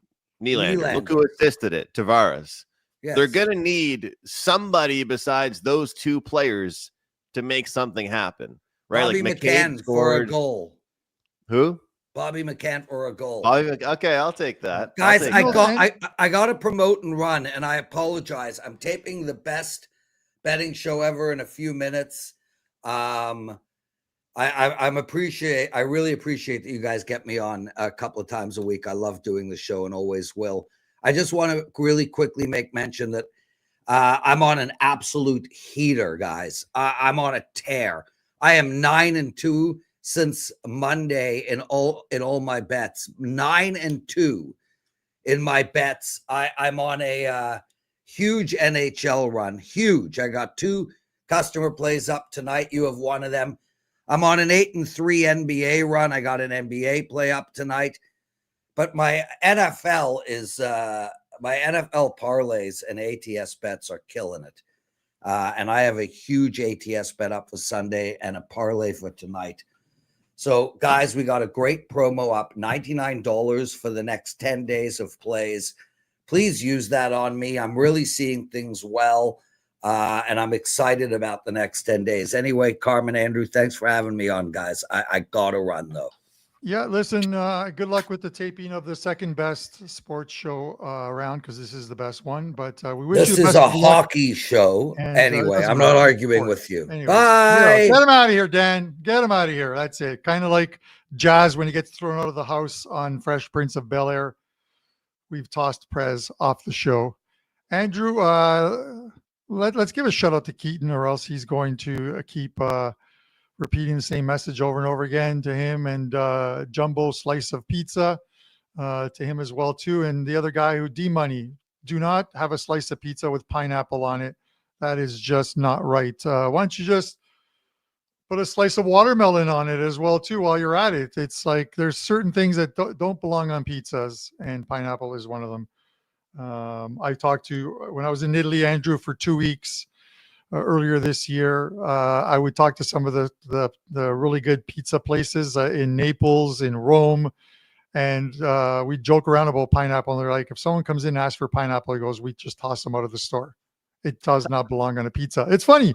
That's what they would say. So with that said, we got Brian Leonard coming up soon. But Andrew, let's talk about this New York Islanders Detroit game. Detroit minus 135. The Islanders plus 115. Another one of those spots, total of 6 here. I get it. The Islanders are playing well. At some point, they're starting to show a little bit of regression on this team. I'm liking Detroit here. I'm just not sure. 135 seems about the right price. If this goes up any higher, I probably stay off of it. It's just because the Islanders can score goals, have shown they can score goals in their games this year, as they've been a pretty good team, and they're number ones in goal tonight. Eli Sorokin is confirmed for the game. John Gibson confirmed for Detroit. But I like the Wings. I like the game that they played at I think it was their last home game, Andrew. It's Wings for me. What about you? Yeah, Carm, I'll tell you, I don't really love this game because this Islanders team is a team that I just really don't want to go against right now. But if you look at all the situational spots, like it kind of tells us that we should be going against them. Just looking at the travel situation, looking at some of the metrics, look at how that they've kind of gotten worse as every road game has gone on. So kind of want to go against them, but this team keeps on playing really quality hockey. So what I'm going to do is go back on the first period over. Now, I lost on the first period over in the Islanders and Dallas game. And immediately we ended up seeing goals in that second period, and the game ended up almost getting there as far as the full game is concerned. But this is the last game of their road trip. It has been a busy road trip for them. And taking a look at some of these games that they've played against the Mammoth, against the Avalanche, against the Stars, even the games that haven't gone over, and it's been pretty much all of them but one, there's been a ton of pace and a ton of scoring chances for both teams. And when I look at that last game against the Stars, that game ended, or the first period ended 0-0, but there were a ton of chances. And I think that this is going to be one of those games that is the last game of the road trip that does see some sloppiness, that does see the fatigue, the jet lag, whatever you want to call it. They've been traveling around a little bit here. And every now and then, Carm, you see some travel situations that don't really bug you too much, right? A team plays against the Sharks, the Ducks, the Kings. Okay, you're not too worried about it. A team plays against the Canadians, the Senators, and, the Maple Leafs. You're not too worried about it. But this is kind of some unique traveling here for this Islanders team. Now, I'm no geography expert, but I like to think I know a little bit about where every place is. And I think that this has been a little bit of a travel spot here for this Islanders team. And, they could be a little bit fatigued. Now, looking at this Red Wings team, their offense is clicking. They're scoring goals right now. Mason Raymond, Dylan Larkin, the top guns are playing well. They're getting scoring from the third, fourth liners as well. So, guys, when you lose on a bet sometimes, it's okay to go back to it. I lost on a New York Islanders first period over 1.5. And hey, I'm going right back to it tonight here, Carm. So could be a good player prop game as well. Look at some of those. Post on X if I do have any. They are not in the same game parlay, but I'm rolling the dice with the first period over. 0-0 first period, last game for the Islanders. I'm thinking that changes here in tonight's game here, Carm. Yeah, the one thing, I look at, it's been a very good road trip for them, obviously, for the New York Islanders. And, I've liked betting on this team this season. And I think I picked the right spots on betting the Islanders, when I look at my data sheet as far as profitability, and it's been good with the Islanders.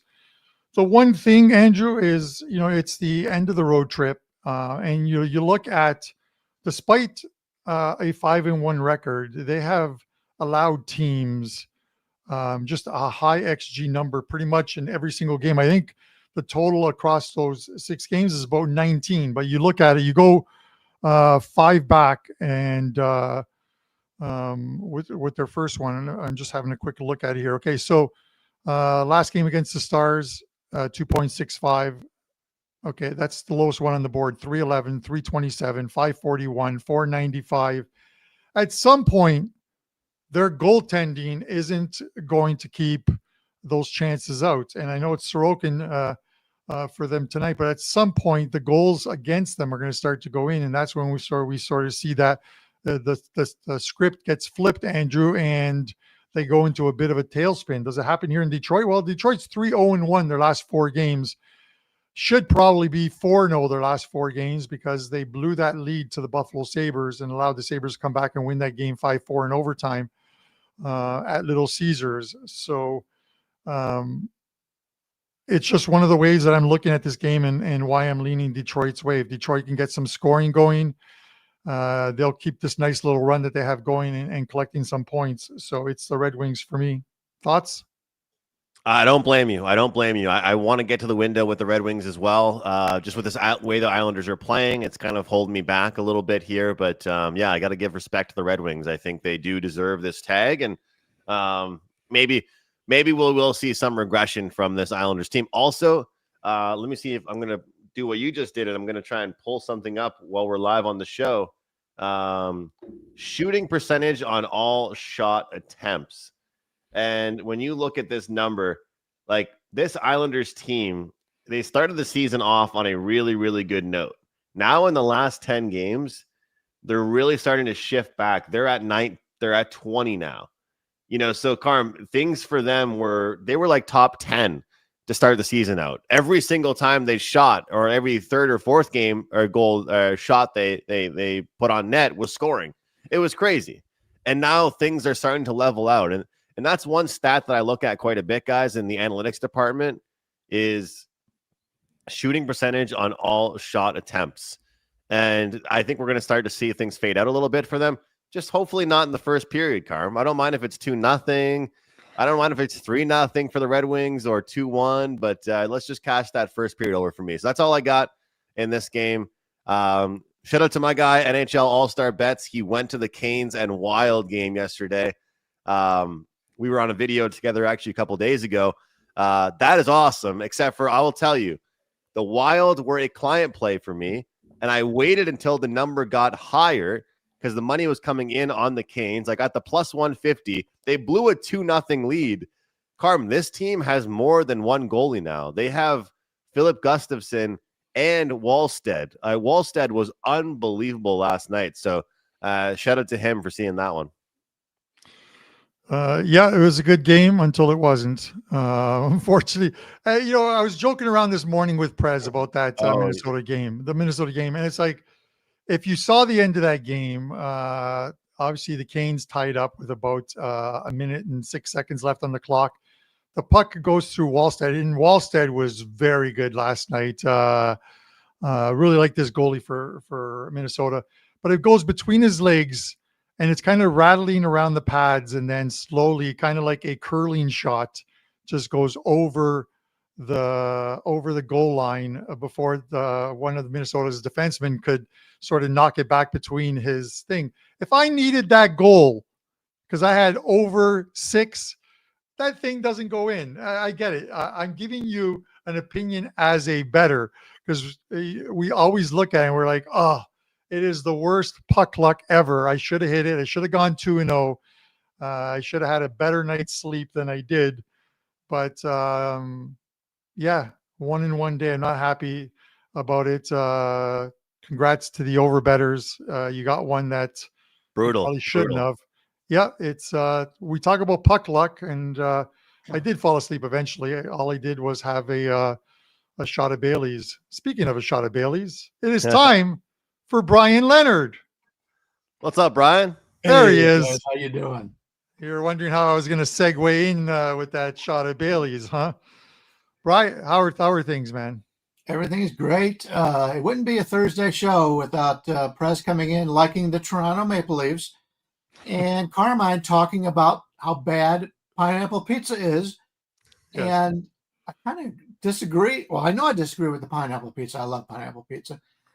For a guy who eats a lot of meat on his pizza, it's a nice change to get a green pepper on there every once in a while, or a pineapple. But yeah, everything's going great. Had a big 5% winner yesterday on the Washington Capitals, and got a 4% going today. Hockey's been great. 11-4 run. College basketball. Everything's been great right now. So very excited for this upcoming schedule, and hopefully we can get you some winners today. Yeah, love to hear it.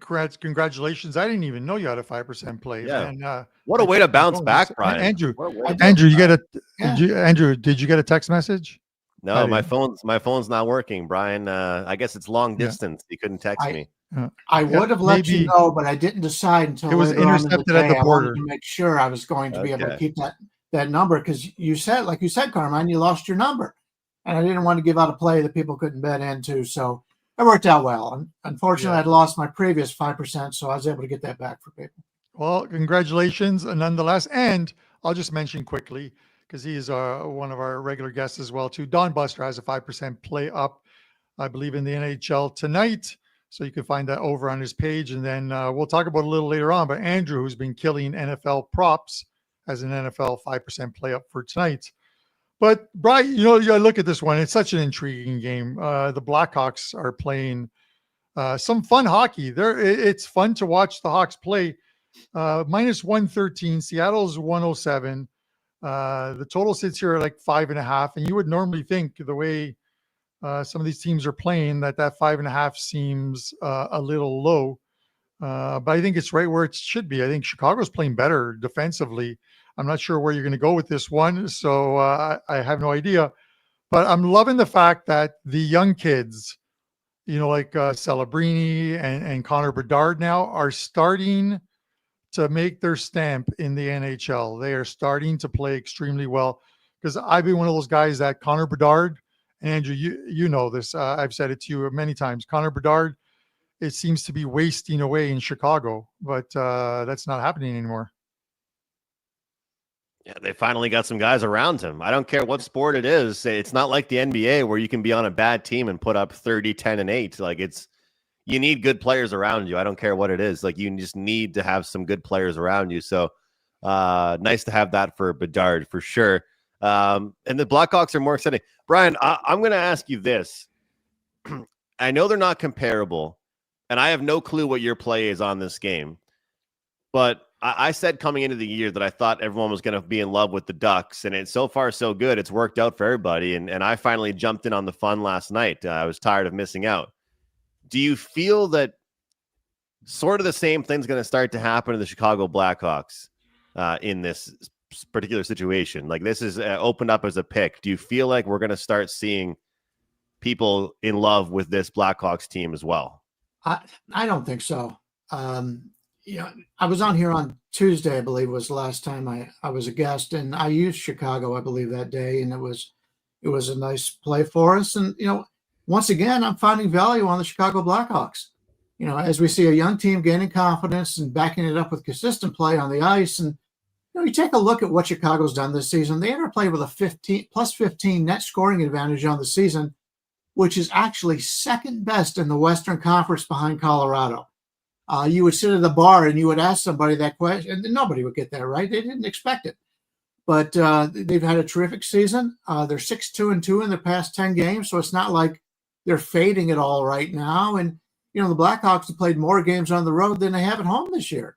And they played just once in the last 4 days, so they come into this game rested, and they're looking to end their 4-game homestand. And, you know, Chicago travels to Buffalo tomorrow, and then they come right back to Chicago and play 4 more games at home. So the scheduling advantage here for Chicago is very strong. And when you take a look at Seattle, you know, they've played 10 of their 19 games at home, but they're -3 in that goal differential. They're only 4-3-3 their last 10 games. And they've won just 3 games on the road all season, only once in regulation. And we're getting basically a pick'em line here. This is similar to the game I used the other day. And I said, there's no way that Chicago should be in this price range. And because of that, I think we're getting value again on Chicago here, just because the last few years they haven't been very good. In fact, they've been bad. But, you know, you mentioned Anaheim. I'm not giving up on Anaheim. Look at the teams they beat when they were on their winning streak. They were beating the best teams in the NHL. I still think this team's going to be very good come the end of the season. I think they're going to be a playoff team. So a lot of these teams this year that have not performed well in the past, San Jose's made us money all season long. Just because you were good in the past does not mean you're going to be good every year. And that's the one thing I like about baseball and hockey is you find a lot of these teams, as I mentioned before, that they've just got great camaraderie in the locker room. And those are the teams I'm looking to bet on. And, you know, these veteran clubs that have been there before, a lot of times it's injuries. You know, Florida's got injuries right now. A lot of teams have injuries. Toronto, as was mentioned. But you've got to play with the guys that are on the ice. And I'd rather play a team in Chicago that's playing with a lot of confidence, playing at home with a better scheduling situation, and you're getting them in a near pick 'em price.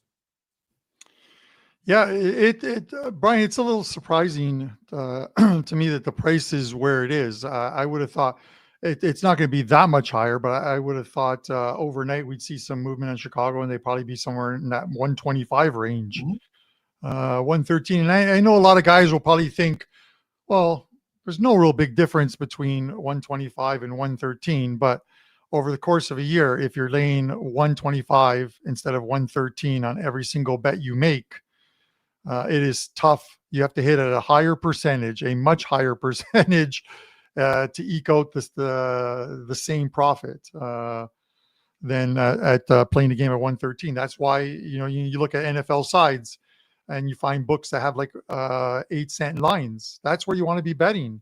If the number's the same, you're betting because you have multiple outs and you're getting the best price and best vig price with that. Brian, Dave, the late great Dave Koken. We used to talk about this during the season, and this was when he was down in Florida, and he was just a backup to Bobrovsky. But I think this was before the Cup runs for Florida. But Bobrovsky wasn't having a good time of it, and Koken and I had the same opinion. Spencer Knight is the goalie of the future for Florida. Didn't turn out that way. He was still a very good goalie there, but he's showing his worth right now. He really is showing his worth with Chicago, and he's the projected starter tonight against Joey Decord.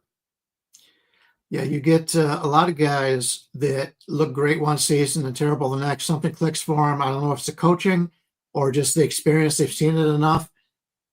So yeah, I've talked in the past, at least the way I look at it, there's probably 4, 5 legit aces in hockey for goalies that are there every year. But every other year, everything is up and down. And if a guy's feeling it, you can ride that. So it's the goalies don't make as much difference to me. And look at Edmonton. How many different goalies they brought in there, and none of them work. It's just not the goalies in Edmonton; it's that defense. From a prop perspective in this one, the number isn't out yet, but I mentioned this on my show I recorded last night.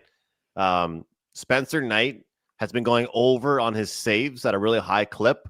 He's been bailing his team out, but he's such a good goalie that it's not really going anywhere. He's just that good. But Seattle is 30th or 31st in the league. Don't quote me, guys, here. 30th or 31st in shots on goal per game.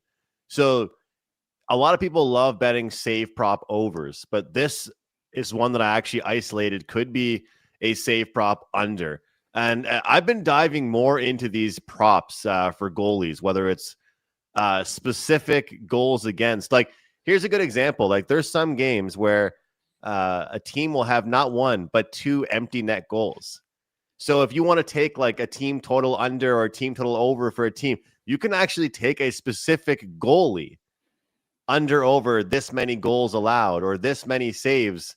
So that way you don't have to worry about what ended up happening if the net is pulled or whatever it might be. But if you guys can get somewhere around the 25 to 26.5 number for Spencer Knight, today I'm going with the under on save prop. Just wanted to mention that there, guys. But it's kind of interesting. Yeah. Hopefully they don't need to rely on him too much tonight, Brian.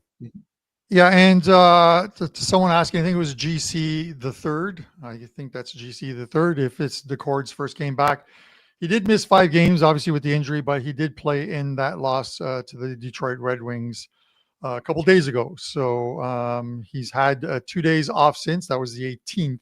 So he's had 1 day off. Should be fine. They wouldn't list them. And as I said, if you're a goalie dependent bettor, and it's something that Dave Koken, I think that's why he kind of hated doing the show so early in the mornings, Monday to Friday, was that he likes to see the goaltender. So he would put his plays out a little later, but also makes it tougher to comment on them as well too. A quick, before we get what's going on with Brian, a quick note to one of the guys in our comment section, Jeffrey, there's going to be a lot of chatter on this show. We get our picks in. The show's 30 to 40 minutes. We're going to preview 4 or 5 games, give you a pod, give you a same game parlay. If you need games real fast, there's probably other shows, but stick around because the thought process is what's more important, how we get to a game. Whether you agree with it or not, it's the thought process that you should be learning from and saying, okay, well, I can see where they're coming from here. I can see what sites that they're using. and to help that formulate. If you need 6 picks in 60 seconds, tune in on Fridays for 6 and 60. But sometimes you have to embrace the chaos. Now, Andrew, I'm going to put you to the test. Embrace the chaos. Where does that line come from? I have What no movie? idea. No idea. Come on, man. This is your No type clue. of movie. You would pay Embrace to go the watch chaos. this movie. I wonder if I'm going to know what movie it is. What is it? Hot Tub Time Machine. Okay. I actually do know that movie. Embrace I know the that. chaos. Bri, you're embracing the chaos. What do you have to promote, Wager Talk? Embrace the Yeah, chaos. by the way, I was in the front. I was in the front row with my brother-in-law for that movie, and I was falling on the floor in that bathroom scene. Yeah. I just Yeah. great overall movie. A lot of fun. Yeah, I talked about how well we're doing and everything. We're on the 22-7 overall run, 12-4 college basketball, #1 in net profit in college football the last 7 weeks. 11-4 run in hockey. 12-6 NBA, 33-16 college football. So needless to say, it was talked about earlier when Prez was on here, the 10-day special or the Weekend Warrior special. It's a great way to get all of our selections. Right now I've got an NFL play, I've got an NBA play, I've got a hockey play up, and you can get all those for those great prices. It's a really great way to save some money. I do want to mention, we haven't talked about the Edmonton-Tampa Bay game on today's card, but look at that Edmonton schedule. I think that is got to be one of the worst scheduling spots that I have seen in years. They've really taken it to the Edmonton Oilers on this trip. So I put that up as my free play today. If you want to check the free plays up on the site, you can go there right now and you get a lot of free plays in all sports. And it doesn't take you a lot of time to do it. So you could save some time and money by looking at that. But yeah, I've got a free play on that. And I think that's got a pretty good chance of cashing on as well on today's card. Yeah, those the schedule makers haven't been friendly to the Edmonton Oilers. I think every team's going to go through it at some point, Brian. When I do a lot of these advanced look aheads and stuff, and it's just because of the Olympic break.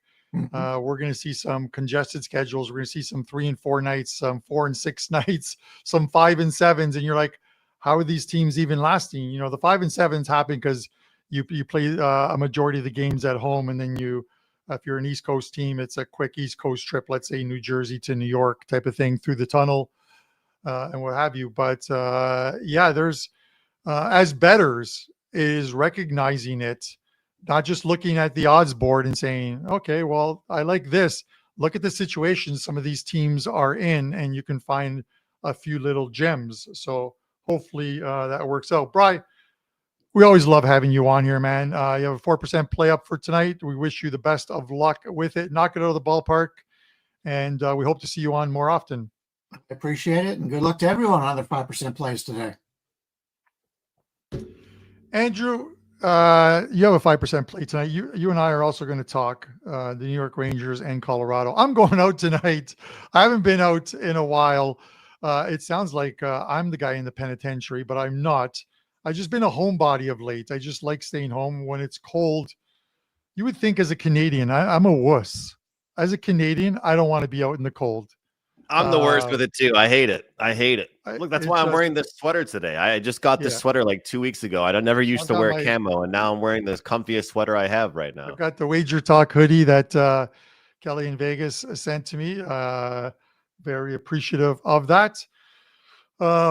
But yeah, I went out to get the snow tires done, and that's about it. I don't even know why I put them on because I don't feel like driving. I'm just going to take Ubers everywhere I go because the vehicle shows up warm.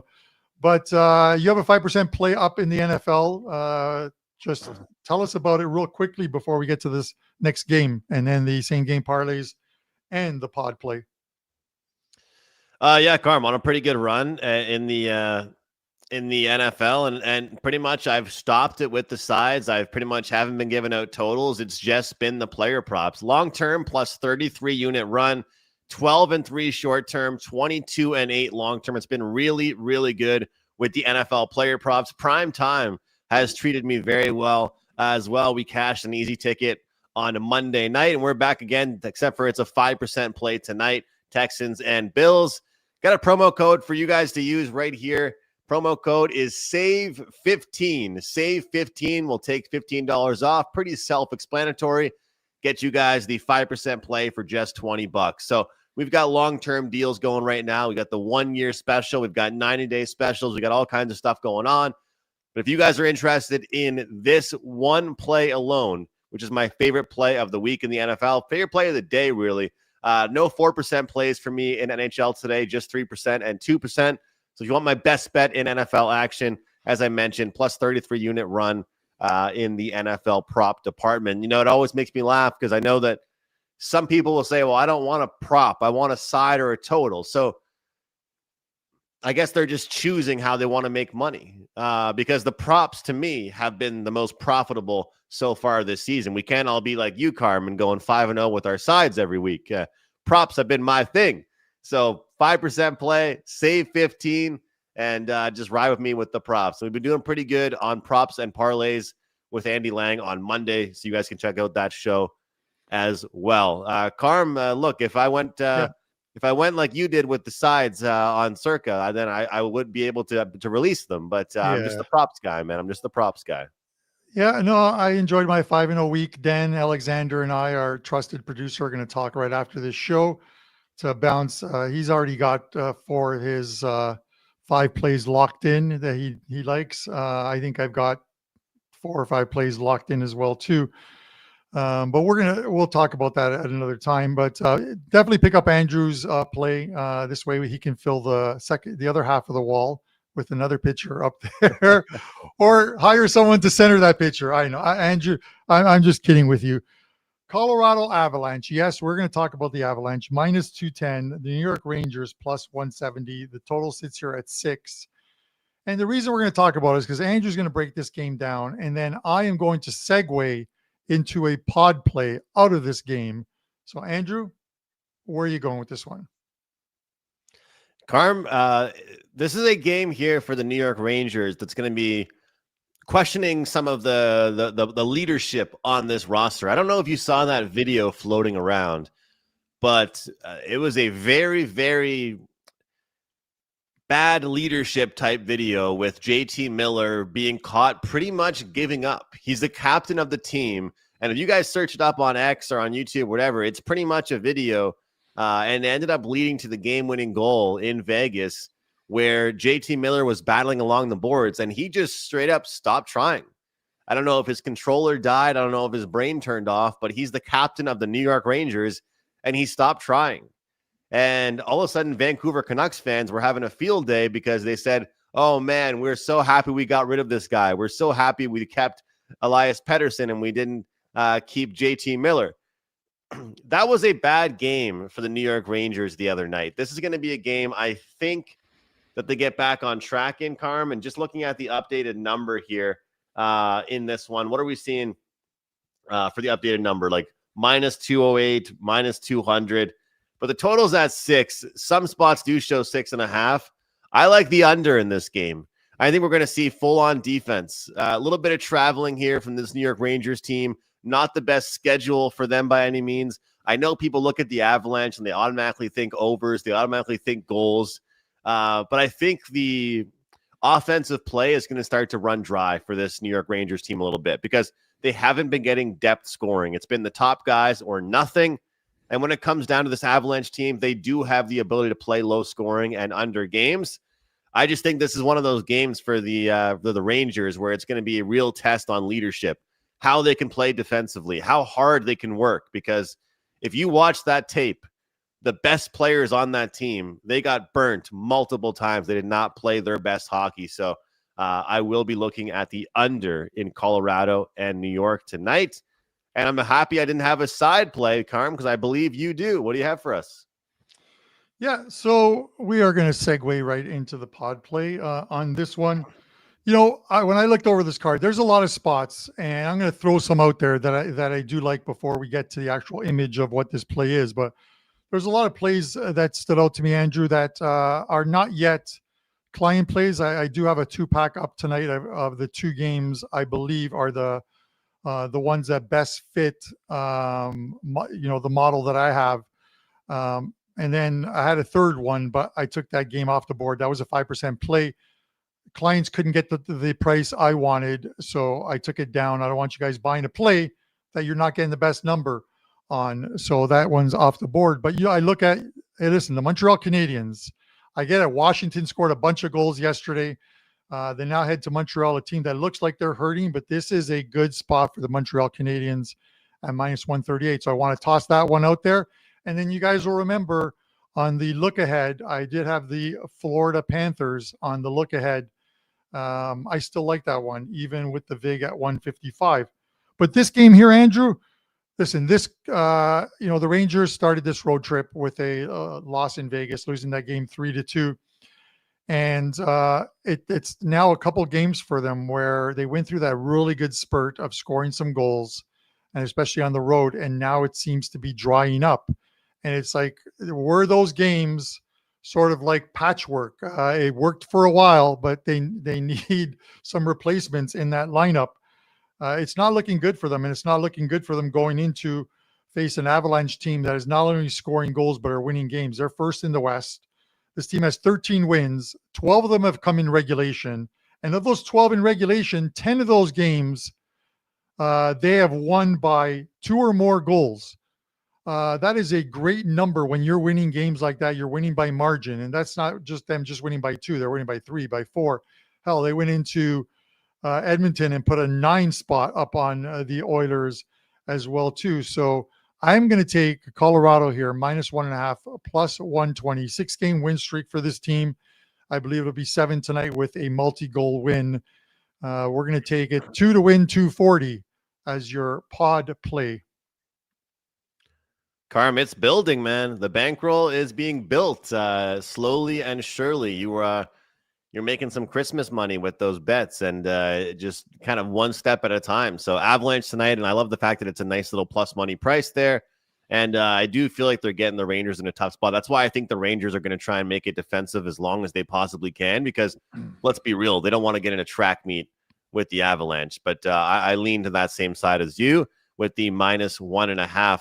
I want to mention, Carm, if I can pull this up here, 3 trends that we should all be aware of, but good friend Ian Cameron passed along to me the updated numbers. Toronto 13-2 overrun, Montreal 10-1 overrun, and Vancouver 10-0 overrun. So those 3 teams, if you're betting overs in their games, you're having success. If you're betting player props in those games, you're having success as well. And Carm, ever since you said that about my half wall, I'm going to have to get something going up here. That literally my girlfriend was like, why didn't you put it in the middle? And I was like, eventually I'm going to have something over here. And then now every time I talk, it's just weird. The fact that there's something here and something not over there. That's life. That's life, I guess. Drop me your address. I have a signed photo that I received that I will send you, and you can put it up on that wall. It is a signed photo of Dan Alexander. In his Terminator AI outfit. Dan? It's AI a Dan. 1 of 1, so it's a 1 of 1, so it's worth a lot of money. Those 1-on-1s are very tough to get your hands on and stuff, Andrew. But yes, embrace the chaos. Give us a pod play. This is what I got here for today, guys. We've got 4 plays, and I'll tell you what, somebody commented earlier, and I got to respect the comment because Carm, yesterday, all 4 people I had in my same game parlay got a point. We just didn't get there with the shots. That was frustrating. Somebody commented, yeah, Andrew, I played all of your guys for a point and I cashed my parlay. He altered my parlay and was able to cash the ticket. That was kind of funny to mention there. But yeah, Alexander Ovechkin, he gets a goal in the first period, but somehow only gets 2 shots. That was frustrating. But this Montreal Canadiens team is on a huge over streak. They've been involved in a lot of high-scoring games. Kind of a weird and tricky traveling situation here for the Washington Capitals. I know it's not that big of a deal, but at the same time, they did play a really competitive game last night, put up a 7-piece on the Edmonton Oilers. Then they got to travel to the Montreal Canadiens. The Canadiens have not played a game since Monday. Should be a good spot for 2 of the top guys on the team to get a point at least. Nick Suzuki and Uri Slafkovsky, both guys, of course, on the number 1 power play unit. Jason Robertson, 3+ shots on goal. You guys can sprinkle on that 4+ shots because that's where you're going to get good plus money, but we'll take the 3+ alternate line for the same game parlay purpose. Vancouver ranks 27th in shots on goal allowed. And of course, as I mentioned, they're on that huge overrun. And we're also going to take Wyatt Johnston to get at least 1 point. He's been on a roll for the Dallas Stars. That's it for me with this same game parlay, the prop parlay, plus 445. A reasonable price here, guys. Shop around. You're always going to get better places, better spots with better prices. I have no affiliation with some of these books that I'm putting on here. It's just simply putting on some books that I think you guys might have access to. So that's the reason for that. But that's it. That's it for me. And don't forget, guys, we got the 5% play going tonight in the NFL. The promo code, once again, is SAVE15 plus 33 unit NFL prop run.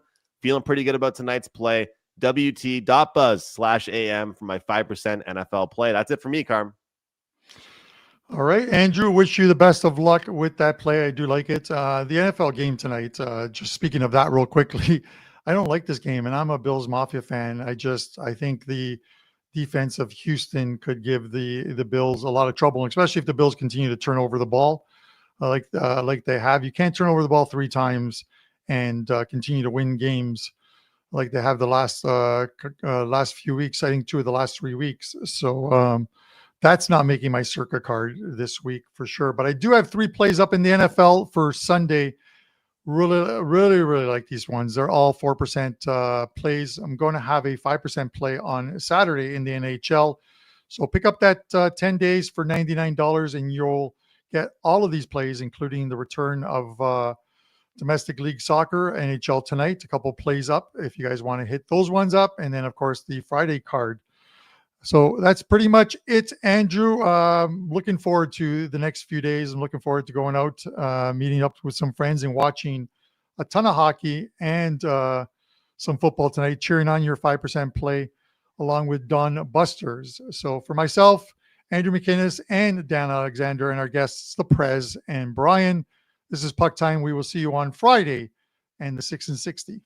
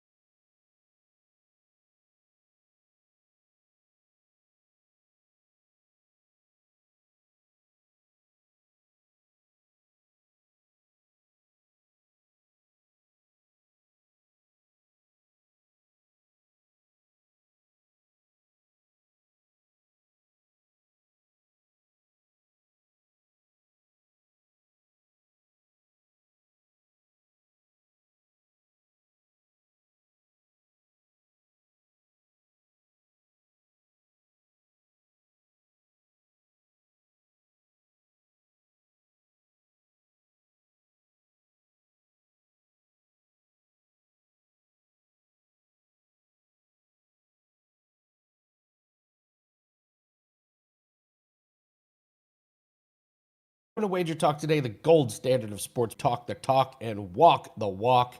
Absolutely loaded lineup today. Yanni's going to kick things off with the Steam Report. Joe Ranieri's going to come in. We're going to talk Thursday night football, of course. We're going to dive into the 76ers and the Bucks game.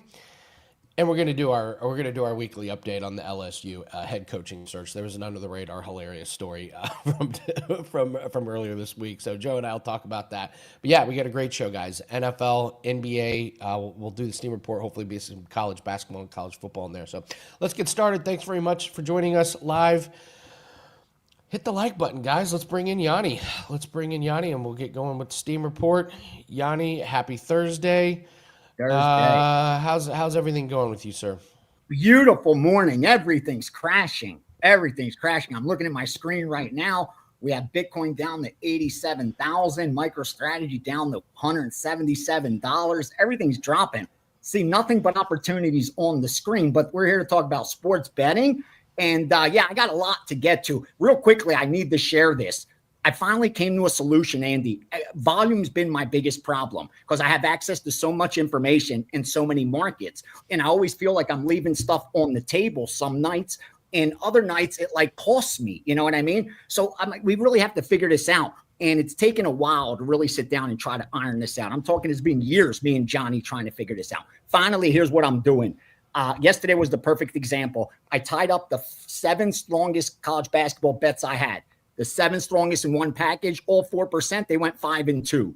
And then I had, all other stuff too. We're going to continue doing that where I just released the strongest in the daily package. But then there's a bunch of handicappers out there, really strong, sharp winning handicappers that do their own work. And what I want to do is be able to provide all that information to help them confirm like I do. So every day they're putting together a package that goes up that's going to have a premium play in it, like it already does today. And then I get to add all the steam that comes in throughout the day. Like, so 5-6 plays that come in, even though I might release 1 to subscribers, I'll be able to add those other 4 onto that package. So those handicappers, guys that want that volume, get to see everything. So today's the first day it's up there. And I think it's really going to be very beneficial, especially for those guys, like I said, that bet multiple markets, that want volume, and more importantly, that do their own work, that come in prepared. This is what I like. Now let me get some confirmation from Ace. So really excited about that. Today was the first day. Now getting to tonight, let's talk NFL real quickly. I have a 4% up for you guys. Primetime games, we're running really hot on those. Here's what I can tell you.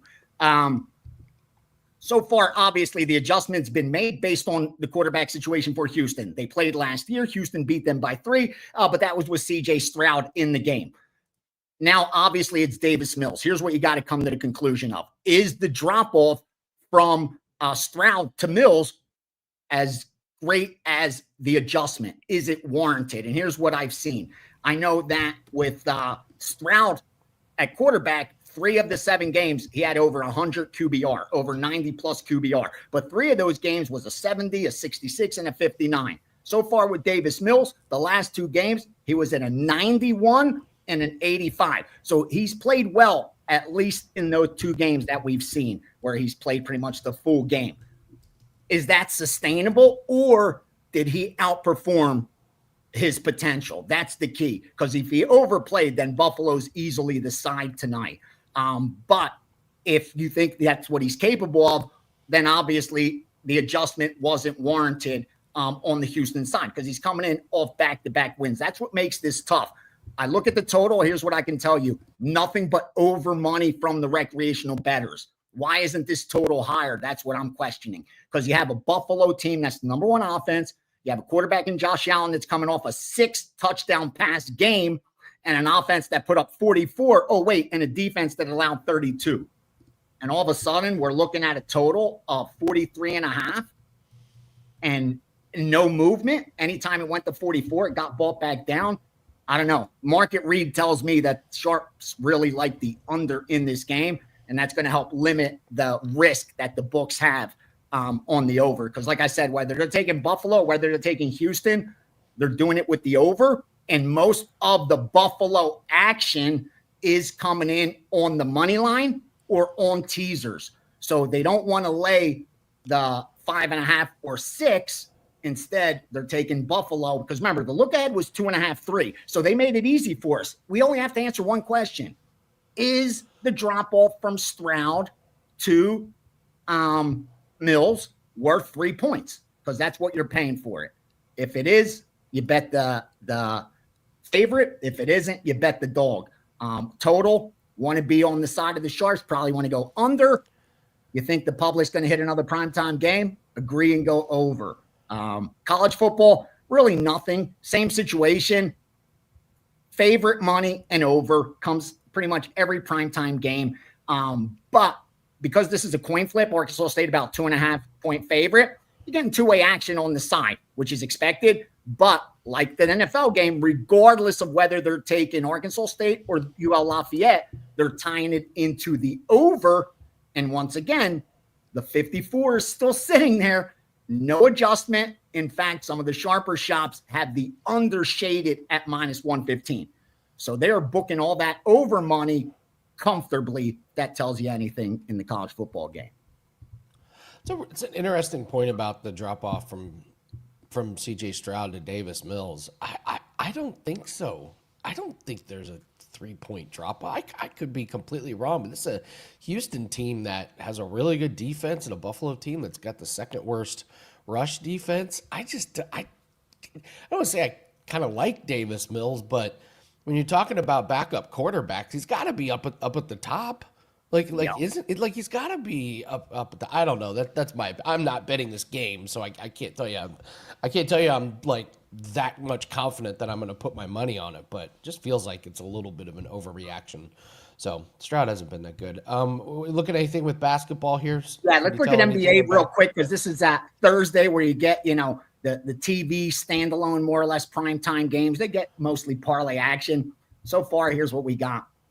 All 4 favorites are getting bet. That's the Magic, the Spurs, the Grizzlies, and the Bucks. The 2 heaviest are Grizzlies -2.5, and then the Magic at -5.5. Like they're betting those 2, parlaying those 2, teasing those 2, like they already have the final score. And if you notice, not much line movement.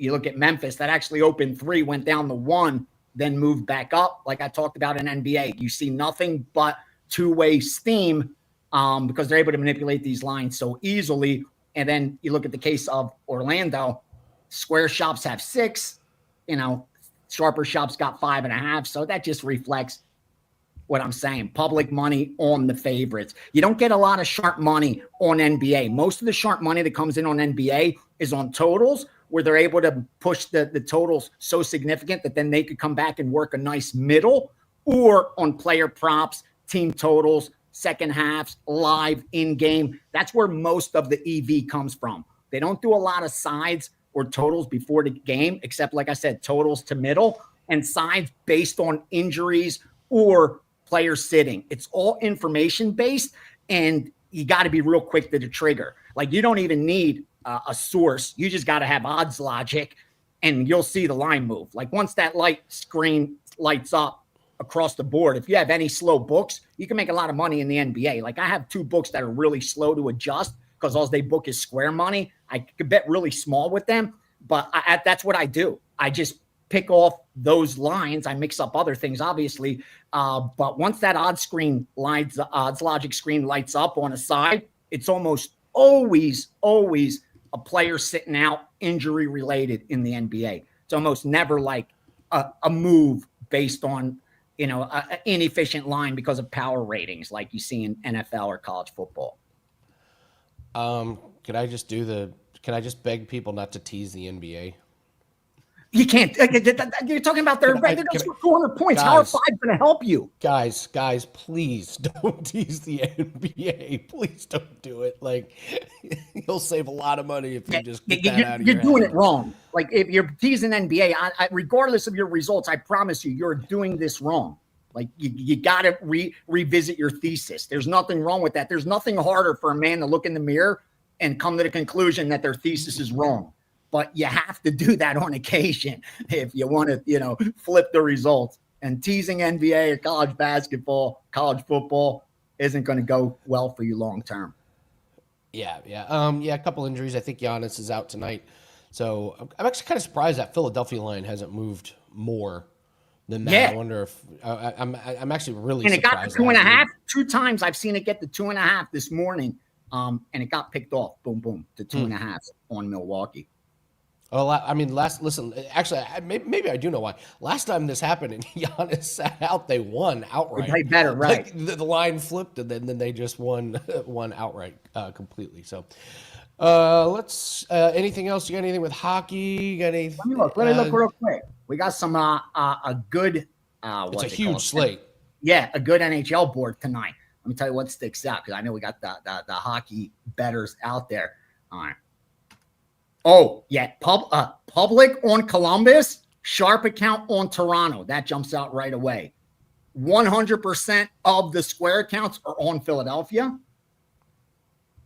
100% of the square accounts are on Chicago. That sticks out because it's only a -110, -115 line. And the dog that they love is Anaheim against Ottawa. These are all square accounts. They love Anaheim tonight. They love Anaheim tonight. Wow. As a dog. And like I said, the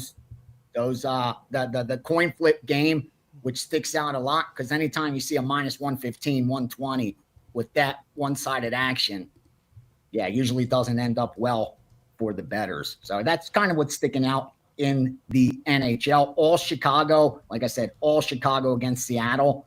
And then all Philadelphia. And those, again, are two closely lined games. It shouldn't be that one-sided. I don't urge anyone to try to fade the public as a means to get rich. But there are times you want to read the market, and it's really screaming at you that they're willing to book nonstop action on Team A at a discount. They usually have a strong conviction on why they're doing that. To me, at least I pay attention to that stuff. We had a weird UFC card. We'll finish up with UFC. This one has trip ups written all over it. Is there anything that you're kind of like? I mean, we got a -600 in the main event, which seems silly. This is the books telling you we don't want any Armin Tsarukyan money. We don't want to book Armin. We want to book the hooker side. This is them taking a position saying we're comfortable booking the hooker side. Because anyone betting Tsarukyan, they're going to have to get creative. Whether he does it inside the distance, does it by decision, or method of victory. They're not laying $60 to win 10. That's not going to happen. So that's the problem with the main event. Co-main event, that line's gotten way out of whack. You know, Gary's now almost a 3-1 favorite against the previous champ in Bilal. But X's and O's, Gary should be an easy fight for Gary. Like, he should start to pick Bilal apart as the fight progresses. And let's not forget, Bilal's closer to 40 than he is 30 right now. So he's getting up there in age. He already reached the pinnacle as well. This is a letdown spot for him. So I like Gary. The price has just gotten away from us. This has been a difficult card. I released 4 plays already. I'm coming off really good back-to-back weeks in the UFC. So I've been selective and narrowed down 4 plays that I like. But I'll give you one real quickly, a favorite in the first fight of the night that jumped out at me, and I laid the chalk immediately. That line's climbing on Denzel Freeman. Strictly strength of schedule. Freeman's fought at Bellator, PFL. He against an opponent who has a very weak strength of schedule, undefeated, but only 2 of those opponents had a winning record. Now, sometimes you can't knock the guy for that because you just can't find fights, but you got to give credit to the guy with the tougher strength of schedule. I don't necessarily look down at a guy with a weak strength of schedule because, again, a lot of times I found out from Contender Series, they just can't book a fight for this guy. No one wants to fight him, but the guy that's been tested definitely goes into that fight with the advantage. And I respect the steam that came in on Freeman, and I agree with that side as well. He's got 1 loss, or he'd be an undefeated fighter. Also, young, still, developing. But I think he wins this fight 3 out of 4 times. Anything less than -300, again, I think's the right side. Probably bet him inside the distance, get a better price. Probably not telling you anything you don't know. -200s win more than they don't. But I just think that's an underpriced -200. Yeah, they're both wrestlers, but Freeman's going to be a little bit more. Freeman's gone the distance. He's got probably better cardio. He's probably going to be a little he's bit just more polished. Yeah, it just seems like he's got more prepared to win that fight. Yeah. I've got a underdog for you. I'll take Ryan Loader against Oh, I Nardi. bet him. Yes, Okay, I bet him. there you go. That's a premium play of mine too. We're on the same side there. Yes. Yeah. Loader, a wrestler, Nardiev will give up. If you give him any opportunity to give up, he will absolutely give up. So yeah, he's either going to make that look easy or we're going to be way on the wrong side. He's going to get KO. Like if he implements his game, it's our fight to lose at plus money. Absolutely. So all right, Yanni, it's Thursday. We're buckling up for Football Friday tomorrow, but tell everyone what you have up for Thursday. Yeah. Here's what's already up. I got the UFC package. Like I said, 4 plays already in it, staying selective. We've turned it around, looking for a big 2026 in MMA. College football package isn't up yet. That's by design because I'm firing a 5% only. This will be only the 5th 5% in college football. Number 1 in profit, over 130 units. I was up 80 units in October. Now in November, it's gotten up to 130. We still have the bowls and all that stuff ahead. And like I said, the 5%'s coming. The timing is everything. Already, my NFL package is up there. Also for Sunday, handful of plays in there. I have the Thursday night NFL game, 4% standalone, 13-5 run on those primetime games. And last but not least, the Steam sheet is out today, and they're going to get a lot of gold throughout the day. I'm going to have a lot of fun with it. So best of luck to you guys. Football Friday tomorrow, big weekend, big month ahead. The holidays next week, no better days to bet than those 4. With people all from work, eating leftovers and betting college football. So, really looking forward to the next few weeks. Best of luck to everybody this weekend. Gianni The Greek, thank you so much. And yes, Gianni is a big part of Football Fridays. We'll be on tomorrow, same time, get you ready for the weekend. Let's jump right into some free plays. Let's do all around the world. We're doing the NFL edition. Then we're going to get Joe Ranieri's thoughts here. I do have a play up for clients. It's up for sale as well for Thursday Night Football. It's the one best bet that we have on the board for props. If you want to get that play, it's up. If you want the full week and the full weekend where you get Thursday, you get Sunday, you get Monday, that's on the special pages. We also have 2, not 1, but 2 UFC best bets at top. We've hit 7 in a row, going for 9 straight winners this weekend after another sweep last Saturday. So 2 best bets in UFC. And our cricket play is still up. That goes off tonight. It's half price. They're letting us run a half price cricket play because we know everyone's focused on NFL, NBA, NHL. So we want to get you guys ready for cricket because the Ashes are here and we got another couple of tournaments that are coming up. So let's cash with cricket, get those UFC plays, and of course we have our Thursday Night Football play, 19-11 in primetime plays in NFL this season. So a lot of good stuff going on at wt.buzz/AL. All right, let's take a look at what plays and props we should be looking at here. I like Tyrell Shavers. Keon Coleman got benched again. What did we talk about yesterday? Don't give people a reason to bench you because you will be replaced. And now all of a sudden they're like, Keon Coleman, you're missing meetings. Tyrell Shavers is going to go out and put his life on the line. So I'm going to take him over 23.5 receiving. Coleman gets benched last week. Shavers comes in, 4 catches, 90 yards, explosive receiver, and Coleman's out again tonight. So that's all I need to know about that one. Dalton Schultz, under 37.5 receiving. This Bills team, the number 1 defense against tight ends. They only give up 27 yards per game. You can get after this Bills defense, just tight ends have not been able to do it. So we're going to fade Dalton Schultz. And then take a look at Xavier Hutchinson, over 1.5 receptions. First real game that he played with Davis Mills, he had no catches and no targets against Jacksonville. The next week, though, 5 targets and 3 catches with Davis Mills. So we're going to take Davis Mills to get Xavier Hutchinson a couple of receptions in the game tonight. All right, let's bring in Joe Ranieri. We're going to talk a couple of games tonight. We're going to talk Thursday Night Football. We're going to talk 76ers and Bucks. But as always, we do our update on the LSU saga. I don't know if you saw this where the governor did an interview and he was like, I talked to Lane Kiffin for 2 hours at this like fundraising function, but he's like, go ask this reporter. He knows more about the search than I do. So they go and ask the reporter and he goes, yeah, that never happened. Yeah. I'm pretty sure he still has a job. So I'm not sure there's got to be some rules somewhere along. Can't be negotiating with the current tampering of an SEC team who, by the way, has a college football playoff golden ticket in his back pocket right now. And I've said it all week, Andy. I said, you know what? Forget about money, fame, looks. What you want in life is leverage, and nobody has more of it than Lane Kiffin right now. He has them all. Old Miss. He's got Florida. He's got every fan base, holding on to their breath to decide what he's going to do. He's got Jimmy Sexton as an agent playing everybody against one another. It's just absolutely priceless. And by the way, he'll end up at Florida. So get into the predictive markets, and he's going to Florida. That'll be where he lands. RJ agrees with you. Going to Florida. Why wouldn't you just stay there? I never understand why people have to keep jumping around. Isn't he built something really good there? It feels like you kind of got it. Man, I don't know. What I'm laughing at, Andy, is so now what does every other school do? Like, he can only coach at one school. So like what are the rest of you doing? Like, at this, are you putting it all into the lane? No, he's going to Florida. That's the only place I think he's going to go. He will not be hanging out and have to answer to a governor of LSU. It's not going to happen.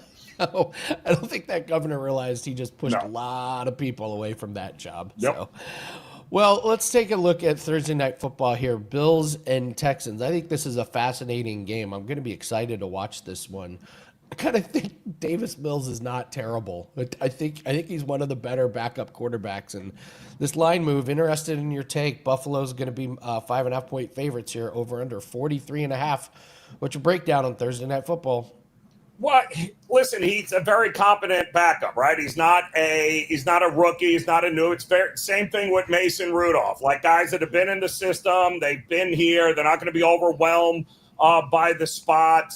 But, C.J. Stroud would have been the better quarterback. But what I found interesting with this was the fact that, the look-ahead line here was 2.5-3, Andy. And I knew the minute Stroud was either in or out was going to affect where this line went. The minute that he was ruled out, this line doubled.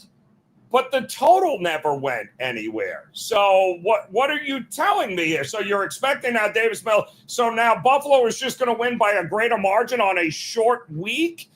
So you're still telling me you don't believe that the Texans are going to be able to put up enough points. And this is a top 5 defense. It's an elite defense. And usually, Andy, we like to look at the home teams on short weeks like this, especially teams that are getting points. But that works usually early in the season. Here's a couple of facts for you. From week 11 on, Thursday night favorites of more than 2 points, 101, 68-2 against the number. So usually you're going to get those home dogs or those outright dog winners on a short week. It happens earlier in the season, not towards the later end. So that means basically the better teams usually win these games at this time of year. I wouldn't want anybody but the Bills in this game, but I think all the value lies exactly that in the total. The Bills team total, 24.5. Are they going to drop more than 24 points on this defense? Could very well be. I wouldn't put it past Josh Allen on having another big night. But to me, I think fading once again the Texas team total, 20.5, I think is what I saw, Andy. Maybe even 21 now. I just don't see them having that much success. They still can't run the ball. They have scored 1 rushing touchdown inside the 5-yard line this year. 1.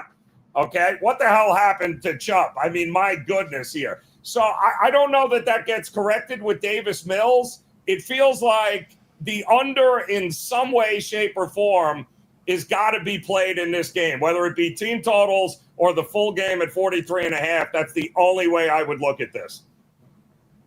That's awful. 1 rushing touchdown inside the 5-yard line. They're awful. Yeah. Well, come on. What's happened to Chubb?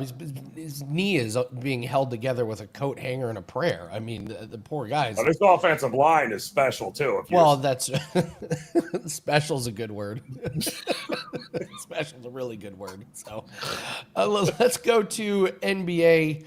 Let's dive into the 76ers and the Bucks. Looks like Giannis is going to be sitting tonight. Embiid probably in. Paul George, I don't know. Paul George played 1 game, then they sat him. Now looks like he's back. And it's amazing, man. This 76ers team, they literally look like 2 different teams. They literally look like 2 different teams when you put Paul George and Joel Embiid into the lineup. So What do you make of this? Philly's a minus 2.5-point favorite over under 224.5. Well, last night the Sixers played, Embiid and George were held out, right? And then they promptly turned the ball over, I think, 21 times to Toronto, who was having a field day scoring on them. So they kind of shot themselves in the foot last night, the 76ers. But it does look like they're going to have Paul George back on the court here tonight and likely Embiid for this game, which certainly will help. Because they still have Tyrese Maxey. They still have Edgecombe. Quentin Grimes are going to do the bulk of the scoring. The problem is, if you're looking at the Milwaukee Bucks, who else can we try? I mean, Giannis was averaging almost 30 points a game for this. He was literally carrying this team. And at best, all they could do, Andy, was win one, lose one, win one, lose one. The kid Ryan Rollins has been phenomenal, but what is it, a one-man show now? What is Gary Trent Jr. going to – I think Philadelphia has the edge. The look-ahead line last night was -1. I think we're seeing 2.5s now in this game. The total has cratered in this one. But I think even on the second of a back-to-back, an opportunity here to get Paul George and Embiid back on the court, yeah, I think the edge has to go to Philly here tonight in this one. I don't trust Milwaukee without Giannis available. Really? I thought didn't they win last time they sat Giannis? I don't know. I thoroughly enjoy this. I love Edgecombe. I love watching the Sixers and watching Maxey and Edgecombe. The rookie of the year there. Yeah. It's it'll be an interesting game tonight. So all right, so you're rolling with Philly tonight. 8-6. I actually bet their season win total under at the beginning of the year. And I'm like, come on, bring back Embiid and Paul George. Yeah. when they started their off hot, I was like, oh, Make no mistake about it. They'll be raring to go by March at this rate, and when they play every 8th game. So until one of them gets hurt again, and then that'll be the end of it. Absolutely. Joe, don't play. Recess is over. Yep. Joe Ranieri does not play. Nope. Does not get paid by the hour. All right. Nope. So, Joe, tell her what you have up at WagerTalk. Let's see. We are locked and loaded. 5% college football. Best bet, Andy, is ready to roll for Saturday. I do have a big college basketball card up right now. Number one in basketball, NBA and college basketball combined here, guys, over the last 30 days. Love this slate tonight. We have an all-access package up. I believe we've got 5 total plays in college hoops, 1 in the NBA, and go get that 5% best bet in college football, because as sure as I'm sitting here, by the time we get to Saturday, that number will not be available. So take it while you can, Andy, and let's cash these tickets tonight. All right, Joe Ranieri, you got a 5% best bet up, like you said. Go get that play. Don't let this line get ahead of you, because we got to take plays down if the line like literally we have to take plays down if the line moves too much. So you don't want to be on the sidelines while everyone's cashing a ticket. So Joe Ranieri, thank you so much. Get some support here in the chat. Joe's 5% NFL made a lot of cash this week. All right. He's a man of the people, Joe Ranieri. So all right. We're gonna do a same game parlay. Real quick, how can you not ask Gianni about college basketball? Please don't forget college basketball. Sadly, it is too early in the day to get any confirmation on the Steam report for college basketball. I've asked Gianni about this. So any moves that we have right now cannot be confirmed, and we do not want to give out bad information. Some of these line moves, you don't really know exactly what's going on. For example, like Pitt in Central Florida. We've had big move on the under, but we don't know if there's going to be buyback, and we won't know till later the day. So rather not give out information rather than give out bad information. So that's what's going on with college basketball. So, all right, let's do a same game parlay. We hit ours last week here. So we gave a nice plus 162. Let's get this thing over 200. Same game parlay. I'm going to go back to Shavers and get him 2+ receptions. I do worry about this defense. They're really good. I worry that Houston's going to run the ball a lot, but I don't know. I think Shavers, I think they got something going here with Tyrell Shavers. I think Josh Allen really likes him. So let's go Shavers, 2+ receptions. And I'll take Davis Mills, 200 plus passing. This one is probably my most worrisome, but listen, this guy's thrown for 274 and 292 over his last 2 starts. Does he fall apart tonight? It could absolutely happen, but he's got a lot of attempts. He's got a lot of catches from his receivers. Nico Collins has been really good. So I'll take Davis Mills 200 plus. I'll take an alt team total. Joe was talking about taking the under 21. I like the Texans to get 2 touchdowns. You can run on this Bills team. They are second worst. I think they can move the ball. I think they can get 2 touchdowns in them. So I'll take the Texans over 13.5. Same game parlay, all of those together, and it gets you plus 204. All right. Yeah, RJ brings up a good one, a good point. The guys do a college basketball show, deep dive into college basketball this morning. So they'll break down all the games a lot more in depth, and they'll give you their thoughts on spreads and totals. So there's a really good college basketball show on the YouTube channel. So, Dan, are you going to be doing anything with the game tonight for your picks? If anything, for me, it would be Houston, but it's not going to be. I never play. So yeah, I never play the Thursday night games because then you have to lock your card in. Like, we always lock our card in on Friday afternoon, even if we do the show early, just in case, something crazy happens. Like I saw Baker Mayfield. He was limited with an illness on Wednesday. So we like to wait until Friday to lock our card in, simply in case there's anything like that. As far as the game is concerned tonight, I don't know. I just look at this Houston team and, Joe with a great breakdown there on, how the defenses play. You pointing out how Houston's pretty solid here, against the run, and Buffalo's, kind of weak against the run here. But it just feels like this is a bit of a square dog here in Houston. Now you're getting Buffalo under 5.5. I'm sure if you're on social media, you saw, the posts about, Josh Allen, Thursday Night Football, 8-0 straight up, average margin of victory around 14 points per game. So, if you like those kind of trends, it means, they'll probably win there. And with Houston, it just kind of feels like, what'd you say? I was thinking, as soon as I see those Twitter trends, I'm going to take Houston outright.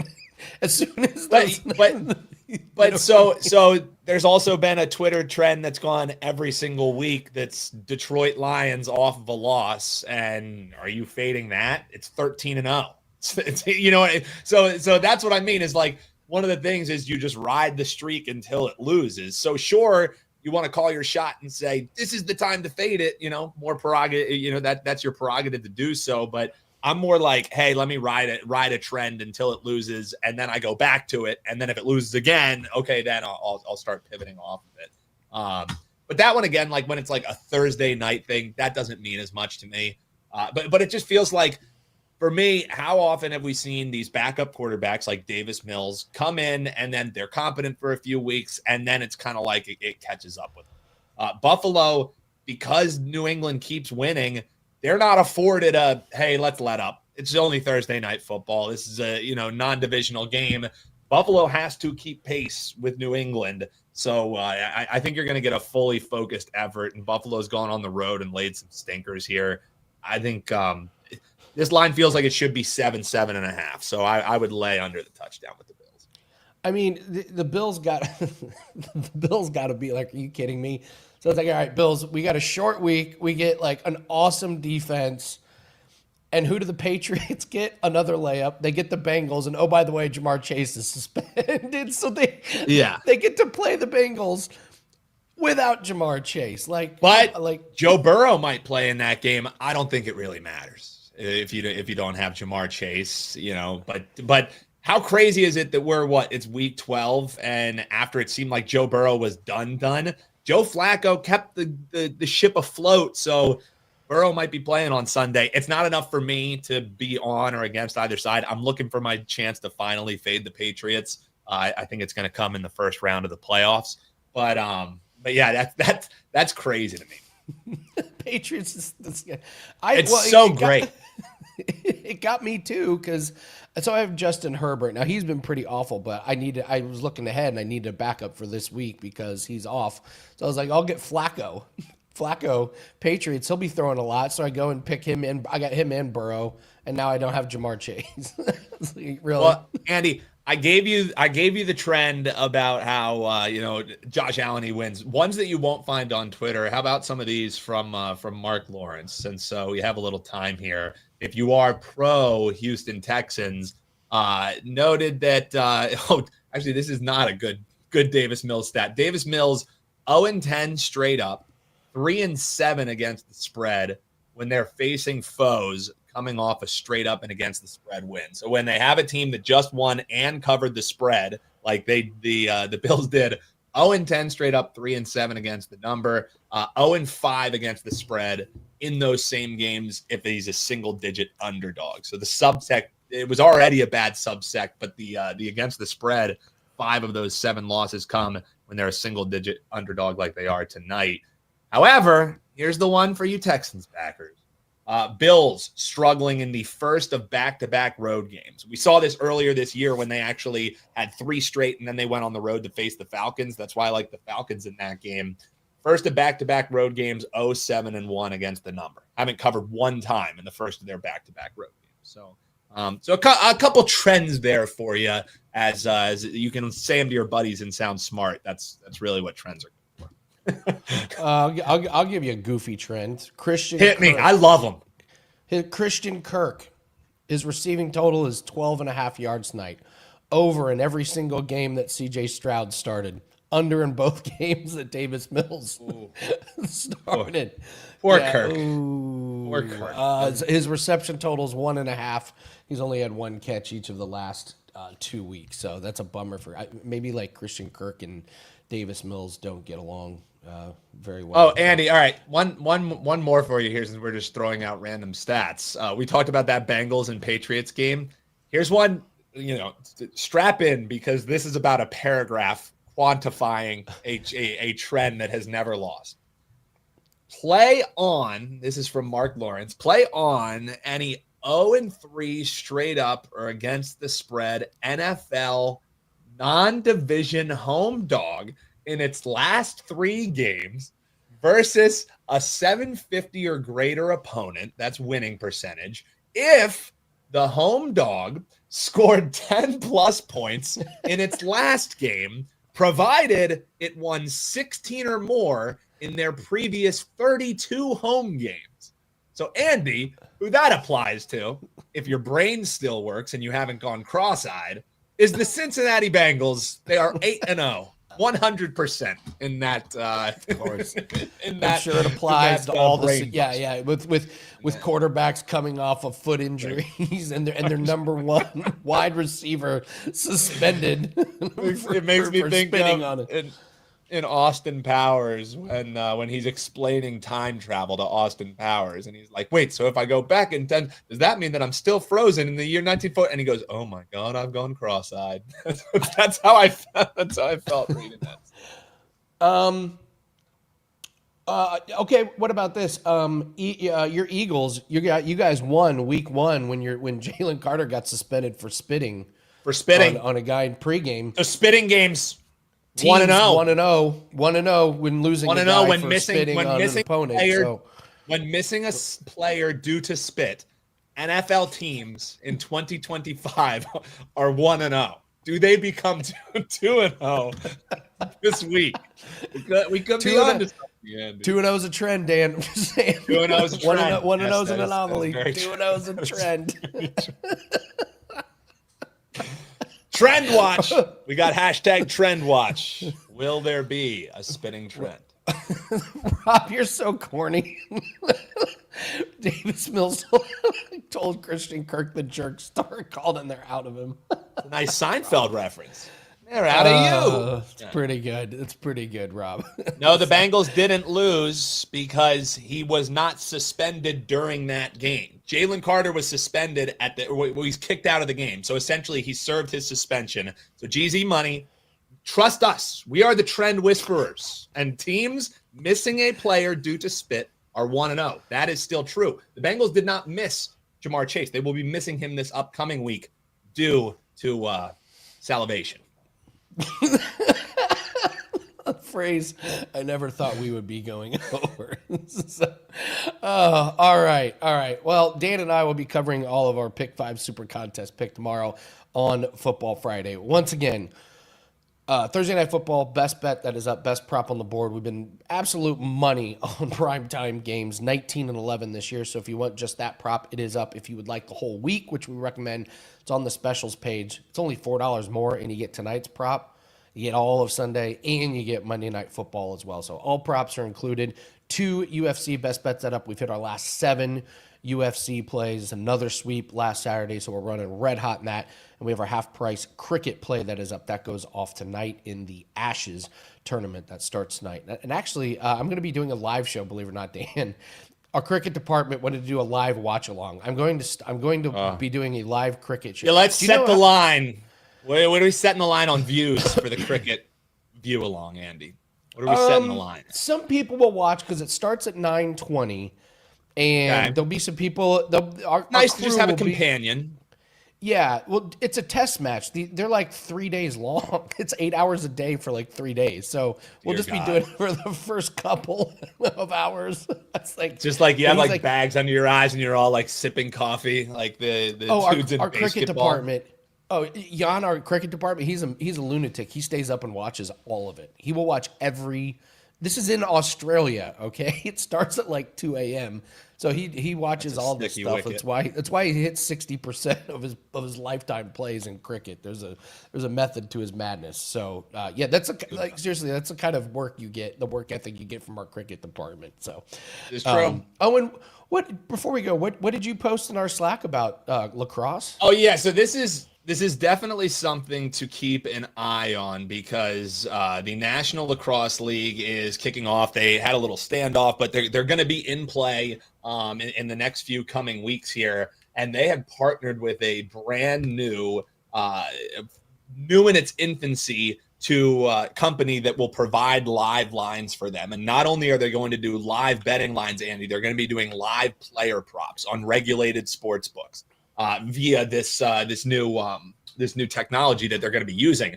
So, Andy, you and I know whenever we hear new beta testing and whatnot, typically NLL is because I help Andy. I am the lacrosse department with the squad, with the Roads to Million squad, and whenever we have something new, we always have our ears perk up. And a lot of people are like, oh, I want to learn. Typically with NLL, that's the National Lacrosse League, that's indoor lacrosse. This is something that we don't handicap as much because there's heavy variance. But this could definitely be something, you definitely want to check out the Discord channel because that's where you're able to actually post, hey, here's a live play, and you're going to want to try and get to it. But there could be some money to be made in the National Lacrosse League this year, especially right out of the gate with some new technology being tested.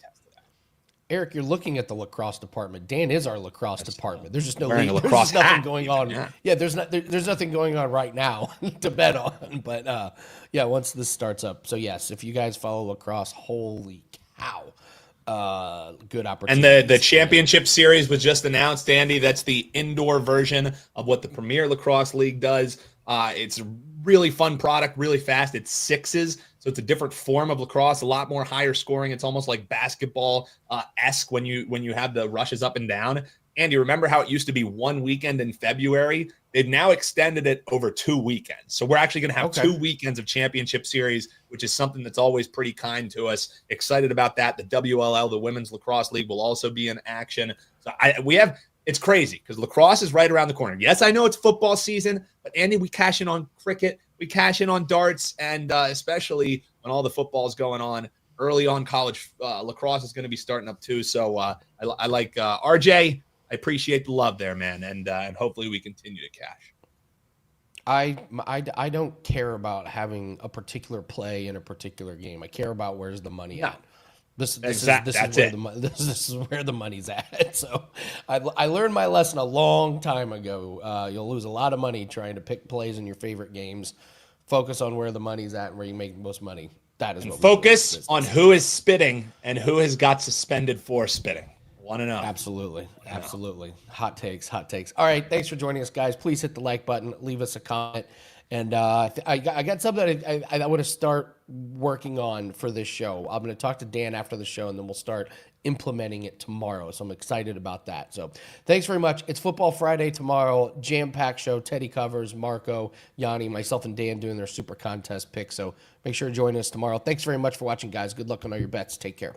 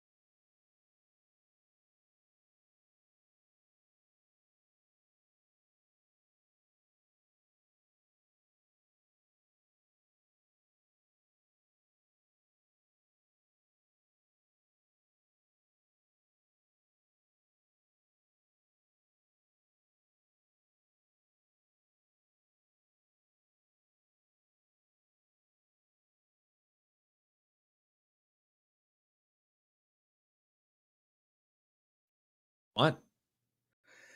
NFL presidential address. Welcome, everybody. It's week 12. I'm Lawrence Presman. We're going through every single game on the board. We're going to figure out how to bet them. We're going to start with Buffalo in Houston. The line is Buffalo minus 5.5. The total in this game is 44. And I'm going to tell you right off the bat, I like Buffalo and I like the over. Now, I understand that taking overs in Houston games feels wrong, but this Buffalo defense is really struggling, especially stopping the run.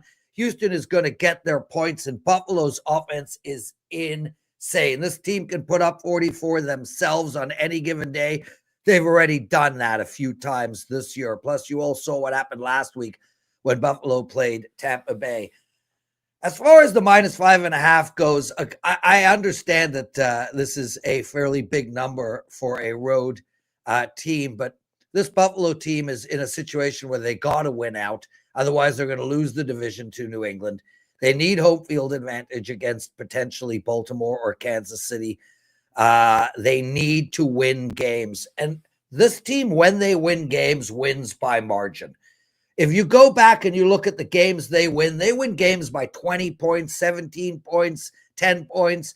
They win games 40-3. Houston's not a scary team for me, and I think we're going to see Buffalo go in there and get to 28, 30 points. So if you take Buffalo and the over, worst case scenario, you go 1-1. But I really think you have a good shot at 2-0. Take Buffalo minus 5.5. Take over the total of 44. Now, before we get into the Sunday card, I want to tell you guys, we've been doing this show for about 20 years. I'm so appreciative of you guys logging in. They got a huge loyal following. You watch the show regularly. If you don't mind, please take a second and hit that like button. Please subscribe to our channel if you haven't. And also make sure to comment. I have a big NFL card up for Sunday. I have a couple of ATS bets, and my NFL ATS bets are the strongest bets I have. Over 4.5 years of NFL regular season ATS bets, I'm over 64%, but that's nothing. I am literally 8-3. That's 73% this season. That's 8-3 this season in NFL ATS bets, and I have 2 of them this Sunday. So please head over and take advantage of that. Okay, Pittsburgh going into Chicago. Chicago minus 2.5 now. A lot of money coming in on Pittsburgh today. We're taping the show on Tuesday.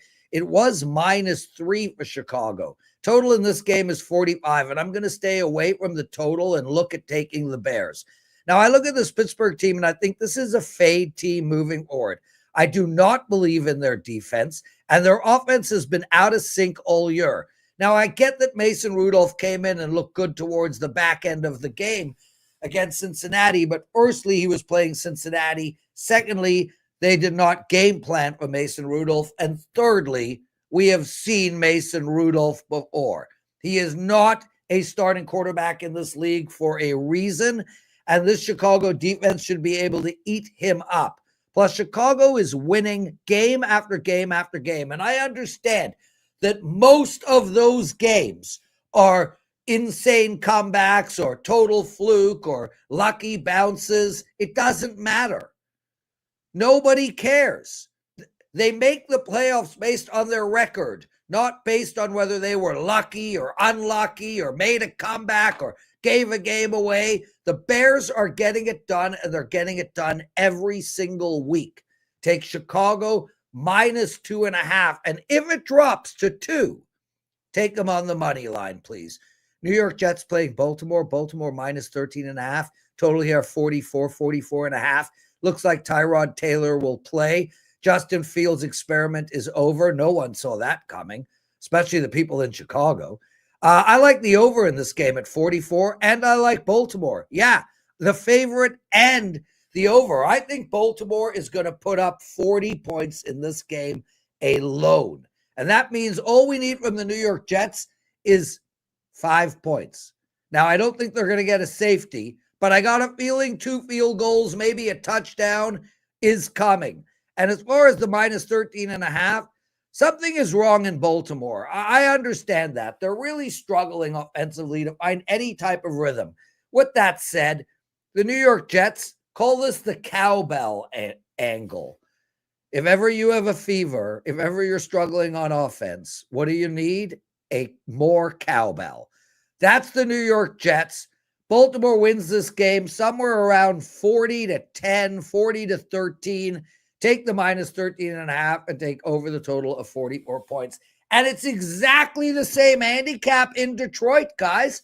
They're playing the New York Giants. They're -10.5. But what I want to say here about Detroit is when you get Detroit off of a loss, that's betting time, baby. This Detroit team goes into Green Bay, starts the season, loses. Next week, they put up 50+ points on Chicago and win by 30. Then they lose another game. The week after, they put up a ton, cover 10.5. Then they lose to Kansas City. The next week, they score 44. They hold Washington 22. They cover 10.5 easily, and that's on the road. Now they're coming off of a horrible loss, 0-6, 0-5 in fourth downs. I think it all spins around. I think Detroit goes 4-5 in fourth downs. I think Detroit blows this New York Giants team out. I think they win this game by more than 17 points. Take the Detroit Lions -10.5. New England, Cincinnati. This one's a tough one, guys, because I don't really want to take the road New England team at -9. I consider this a really bad spot for New England based on their schedule. With that said, Cincinnati is done. This team is over, finished, finito. Their defense is not in. Their defense might be the worst defense I think we've ever seen in the NFL. And their offense is mediocre now. They're nothing special. I can't get to the window on this game, guys. I gave you a little bit of thoughts, but I'm passing. Seattle -13.5 playing in Tennessee. I'll make this real quick. The right play is Seattle. They're a road warrior team. They're coming off of a loss, and they're playing a horrible Tennessee team that's really struggling to score. This Seattle defense is spectacular. I think they hold Tennessee to under 10 points. I'm just worried about the 13.5. My lean is on Seattle. I probably prefer betting Tennessee Titans team total under, but I really don't have a ton for you in this game. Before we continue with the Minnesota Green Bay game, I got to reiterate, guys, You got to play my NFL bets this coming Sunday. I went 4-2 last week. I've had 7 winning weeks out of 11 so far, but this Sunday is going to be a juicy card. I have at least 2 ATS bets up for this Sunday. I'm 8-3 on the year in my ATS bets. So please make sure to grab that. Let's get into the Minnesota Green Bay game. And I like Minnesota. I'll make it real easy. Plus 6.5 dog.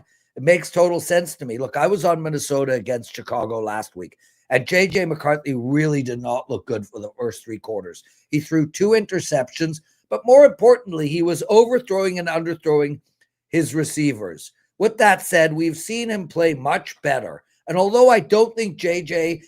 is ready yet for a playoff run, I think the Minnesota Vikings, I think we're getting them at a low spot in their market. I think that ultimately they could have and should have beaten Chicago, which would have made this line more around +4. As for Green Bay, something is wrong in Green Bay. Something is wrong on both sides of the ball. For some reason, Parsons is not getting to the quarterback.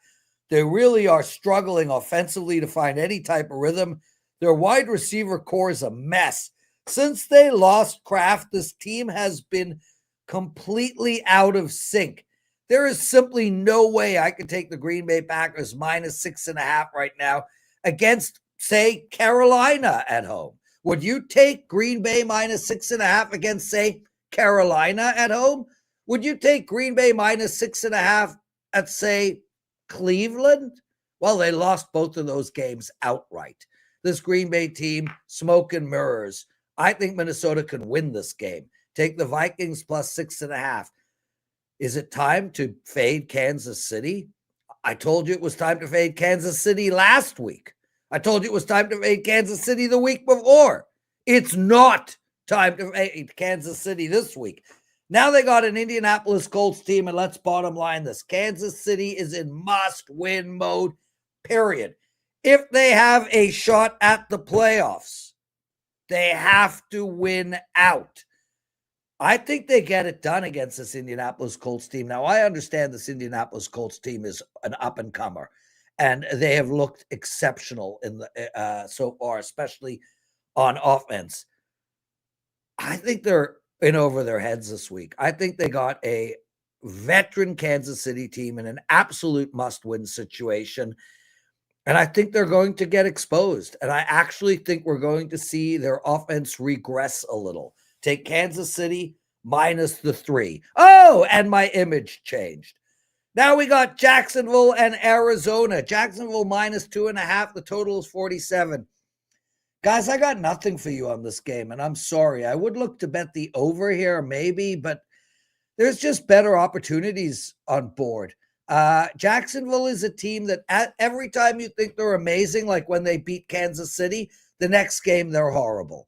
I just don't trust Jacksonville, and I certainly don't trust Arizona. This game is a pass. And speaking of pass, there's no need to even put the Cleveland, Las Vegas. Get it off the screen. Get it off the screen. We're not even discussing that game. And Atlanta, New Orleans, get it off the screen too. Don't even put it there. Okay, let's talk Philadelphia and Dallas. I like the Cowboys here. Here's my worry. Every time I like the Cowboys, every time I think it's time, they stink. But I like them this week. And I'm the guy that has been betting Philadelphia all year. I'm the guy that's super high on this Philadelphia Eagles team. I just don't like the spot for them.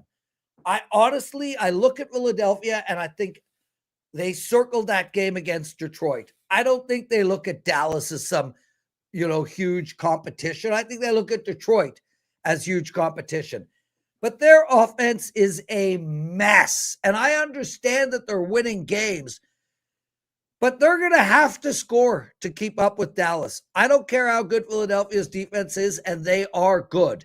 This Dallas team, especially at home, is going to get 20-plus points no matter what. I think Dallas puts 27 or more up on Philly. So Philly has to keep pace somehow. I like the over in this game. Indoors, this game might be that game where we finally see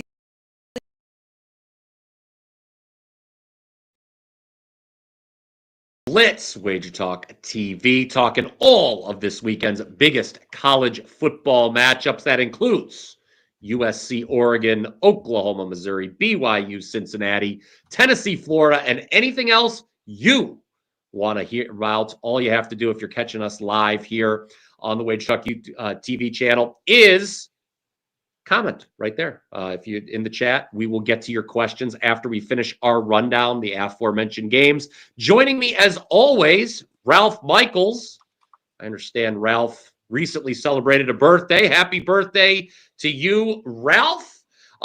Normally, Ross Benjamin is with us. Ross is off this week. He will be back next week for our special Thanksgiving edition of the Blitz. Steve Merrill, we don't rebuild, we reload here on the Blitz. Steve Merrill, I assure you, will be joining this program in just a little bit, but as part of the deal to get him to come on, we agreed to let him come on a few minutes late and have a hero's welcome. So, Ralph, happy birthday again to you. And what's going on? Prima donna like Steve Merrill, you just make your own schedule and we just have to live around it. So that's all we will do. I do want to mention, since we're waiting for Steve here, I will say this. My special last year, Brian, for my birthday was a cheaper deal. So unfortunately, now that I turned 62, I have a 7-day all-access special available for $62. I am loading a 5% college football play right after the show. And my college football 5% haven't done too bad. How about 10-1 the last 11, 91%. So as we wait for Steve, if you're thinking about it, the Weekend Warrior, is always available. We have some other specials. And again, my birthday special, just $62, 7 days, all sports, including that $35 5% college football play.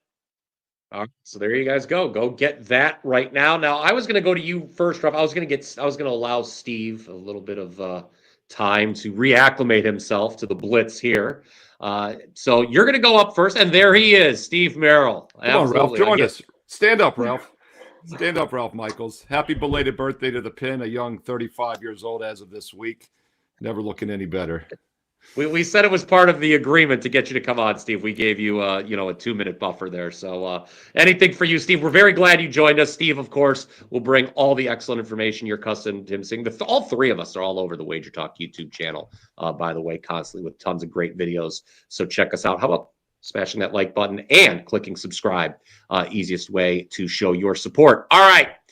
Keep those questions coming to the chat. We are going to start with Oregon and USC. Clearly the most marquee matchup on this weekend's slate. Ralph, I will kick it to you. Before we went live, you were reading off some great trends that you had for this matchup. Obviously, Oregon, an odds-on favorite here in Autzen. USC having to travel, but not travel any time zones. That's always been their problem under Lincoln Riley. But here, they get to stay out west, but odds makers don't like their chances. What do the trends say for USC and Oregon Saturday, 3:30 Eastern on CBS? Well, you look at their year-to-date stats, and the teams have played almost equal schedules. Oregon 30, USC number 32. When you're looking at points per game and yards per play diff, Oregon number 1 in both categories. USC not far behind. They're number 12 in yards per game differential, and they're number 12 in yards per play. The difference, of course, the defenses. Oregon, number 3 in defensive yards per play. USC is number 73, allowing 5.59 yards per play. I break down this game, and the stats you were referring to, Brian, are I wanted to take a look at how elite teams do late in the season. So when we have two teams that have win percentages of 80% or higher, a conference home favorite of -3 or more is now 67% since 2016. And when we look at games 10 and later, so games 10, 11, and 12, both teams 80% or higher, conference home favorites of 3 or more, 72% against the spread. With that said, when I break down this game, it's basically a playoff elimination game. Well, we'll see. Oregon at number 7 would likely fail if they lose this game head-to-head to USC. So I think both teams are going to have pressure. Both teams are not very fast-paced at all. in Big Ten action, USC is number 73 in plays per game. Oregon, number 104. It's not a fast Ducks offense. They're just very efficient on offense. I look at first half to first games, and in the first half, both teams 2-5 over under their last 7 games first half. I expect both teams to run, try to feel each other out. I do like first half under here as my free play for the show. Nice little interesting angle there for you with the first half under. Steve, I remember way back when in August, I did my preseason Power 5 for college football. We've already cashed the 3 win totals we gave out on that show. We reminded you about that on Instagram. 2 of them cashing before Halloween, as a matter of fact, with over Houston and over Virginia, their win totals. That was nice. The other 2 bets, of course, we give you 5 bets. That's why it's called the Power 5. My other 2 bets on that particular preseason show were Oregon to miss the playoff as a long shot and USC to make the playoff as a long shot. So one, if they remember that video, would naturally think that I would be all over USC here. Fortunately, I'm kind of right on market here. I don't know about you as far as the point spread is concerned. That's why I thought it was very interesting. Ralph went with not just the total, but a first half total. But I don't like the setup here for USC. They obviously had to lay it all on the line last week, coming back from against Iowa, while Oregon, not only an extra day to prepare, but they were not tested at all Friday night against Minnesota, just absolutely just destroyed the Golden Gophers there. So what do you think here? Oregon does not have a quality win, I would say, on their despite their gaudy stats, number 1 in yards per play margin, yards per game margin. They don't have a quality win. USC beat Iowa last week. What do you think? Yeah, a few things. First of all, I've cashed my 1 season total win, not my Washington Commanders under, so I'm with you. Love cashing those mid-season. That's the way to do it, Brian Power. And Ralph's point about the first half under is interesting because if you recall, that Penn State-Oregon game was like 3-0 in the first half a few months ago, and then it ended up with like 54 total points because, it went the distance and then some. I'll look at the side in this one. Let's start off with my 10,000 game simulation. And by the way, I'll be doing a lot of free play videos on these high-profile games as well, including my college football top 25 report for Saturday. And I always give you my projections. It's a 10,000 game simulation. It's a projection win. It's not a power rating. What I'm going to start doing this week, and I'll do it for the first time ever right here on the Blitz Live on WagerTalk TV, is also give you my rankings for these teams. And right now I do have Oregon as the 5th best team in the country. I've got USC as the 14th best team in my power ratings in the country. I also give you my offense and the defensive ratings each week, and these are both top 10 offenses, not a surprise. But what is interesting to me is that USC is coming in 6th now in my rankings. Just a couple weeks ago, basically all season, they were number 1. So it shows that offense has been tailing off a bit, and that would also favor Ralph's first half underplay, as USC has been a little weaker offensively here in recent weeks in conference play. In fact, over the last 4 games, they have scored 26 points or less in 3 of those 4 games. So they've not been nearly as explosive as they were early in the season. They've struggled to run the ball against both Notre Dame and Iowa. They're now facing an Oregon defense that's been excellent against both the run and the pass. And I really think that's going to be the difference in this game, and that's why Oregon will win this game, and probably by double digits, is the defensive edge. I've got the Ducks as the 3rd best defense in the country right now, which is really surprising. You think of Oregon as a fast-paced, flashy offensive team. Their defense is stronger than their offense, and that is not the case with USC. They're barely in my top 40 right now. And getting back to that 10,000 game simulation, on average, I've got Oregon winning this game by just over 13 points. So at the current line of 10, little bit of value, more value at 9.5, though. There's about a 3 to 4% chance the Ducks win this game by exactly 10 points. It's a very key number. There are mostly 10s out there, but hey, DraftKings, pretty big boy book there, minus 9.5, minus $1.12. So I like Oregon here, especially at 9.5 or less on Saturday afternoon. Jacob Hefner in the chat. Join us. I'll go to you real quick, Ralph. He says BP all over Oregon. Everyone knows BP is hedging, is what he had to say. No, Jacob, even worse, I'm chickening out. I'm not going to bet this game at all. I'll be honest with you. I know it's our marquee matchup, but that's why I'm joined by Steve and Ralph, who gave you those great breakdowns. Obviously, we had a case for the first half under from Ralph, and then Steve, says the numbers point to an Oregon double-digit victory. Ralph, you wanted to add something? I was just going to say, guys, just because you have some futures, do not change the way you are betting your weekly college football plays. You can't worry about that. Those bets are made. Now, granted, if you have 2 season futures and they're playing against each other and you want to hedge for that, but I'm sure, Brian, You don't have enough invested where you want to, if you hedge, it might cost you 2 bets. What you're going to lose here, because even if you hedge this week and USC won, they could still lose to UCLA. It's not a guarantee if you hedge one game, unless it's the final game of the season, that dictates that you hedge in that. So be careful. Do not throw good money after bad situations if you're putting that roll. Yeah, and they were small bets. Like I said, they were the long shot bets that I made preseason. Again, there's also a situation, I can't just lay 10 with Oregon because Oregon could win but not cover, and then I'm really just banging my head against the wall Saturday night, which I often do sometimes, but that's a different story for a different day. Guys, keep those questions coming. I see a lot. I see a question on Maction. We'll get to that again after we get through the rundown. But Tennessee, Florida is up next on our docket. And this is a game I talked about in the midweek edition of the Power 5. I do not agree with the lot. Tennessee's taking money. I don't agree with it. Now, I know there's a lot of concern about the level of motivation from the Florida side, Steve, coming into this game. Now, I cashed a ticket. That was a BP special. We took Florida last week against Ole Miss. Absolutely nobody wanted to bet the Gators in that situation. I got to admit, last minute of the game, I was very, very concerned that Lane Kiffin was going to run up the score and, screw me right through the back door there, so to speak. But I was remembering in the back of my mind, Lane Kiffin, rumored to be the next coach of Florida. He's not going to screw over his potential future employer there. So we got out of there. Florida wire-to-wire cover. I got a great number last week at 14.5. They closed 10.5. I see people in the chat. They think Florida's quit, Steve. I don't know. Tennessee, here's the stat you need to know, guys. Tennessee has not won in Gainesville since 2003. 0-5 against the number their last 5 trips to the Swamp. 0-10 straight up. 2-8 ATS their last 10. Usually this game is played way earlier in the season. I don't know. I guess it's just conference expansion that we're dealing with here. Why this game is now being played in November. Usually it was played in September. But what do you think, Steve? Florida, is there any fight left, any bite left, if you will, in these Gators to keep this close or possibly shock the world with an outright upset?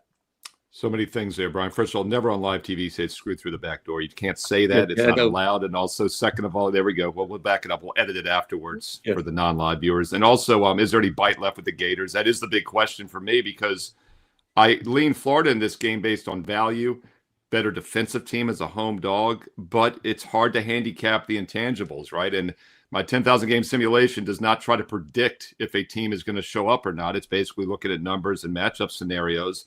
With that said, on average, I've got this game as a pick 'em. Well, technically, I've got Tennessee winning by 0.5 point on average. So there is value with Florida at +4. That's covering the key number of 3 and 4, and there is some value there.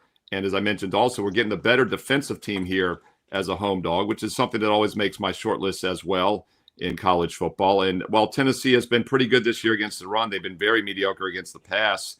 And the Gators have actually been an average offensive team. When you factor in their difficult schedule played, 21 points a game is pretty weak. Their opponents allow 21 a game. 5.3 yards per play. Their opponents give up just 5.1. So Florida's technically a decent offensive team. They're definitely a strong defensive team, especially when you factor in a tough schedule played. It all comes down to if you think they show up or not. And I do think that was a tough loss, a high-profile game last week against Ole Miss. They got blown out the week before against Kentucky. But keep in mind, that came off a narrow loss to Georgia. They beat Mississippi State. They narrowly lost to Georgia. I'll kind of chalk the Kentucky blowout loss just a flat spot. So the question becomes, do they still have something left in the tank? I think they probably do. One concern is that the run defense, though, has really been exploited the last 2 weeks. They've given up over 470 exactly the last 2 games, over 230 rushing yards at both Ole Miss and Kentucky. But keep in mind, those are road games. They are back home. Yes, they have Florida State on deck, so you are concerned maybe that's the get-up game next week. All things equal, though, if they come to play, I think there is some value with the Gators at +4 for the reasons I mentioned. Yeah, I would concur. And, another thing, Steve, is that, there he goes again. I was wondering if you were going to get earlier, and he finally does it. My goodness. Now okay. And now he's miming us. He's yes. Nobody likes a mime. You know what? Nobody likes a mime. Just so you guys know how long it takes something in my mind to hit my brain. Steve said that, 10 minutes ago, and it just dawned on me. He said stand up. So. Okay. All right. It's okay. Yeah. You're a year older. Yeah. A question I have for both of you. So everyone's talking about Florida's motivation or lack thereof it.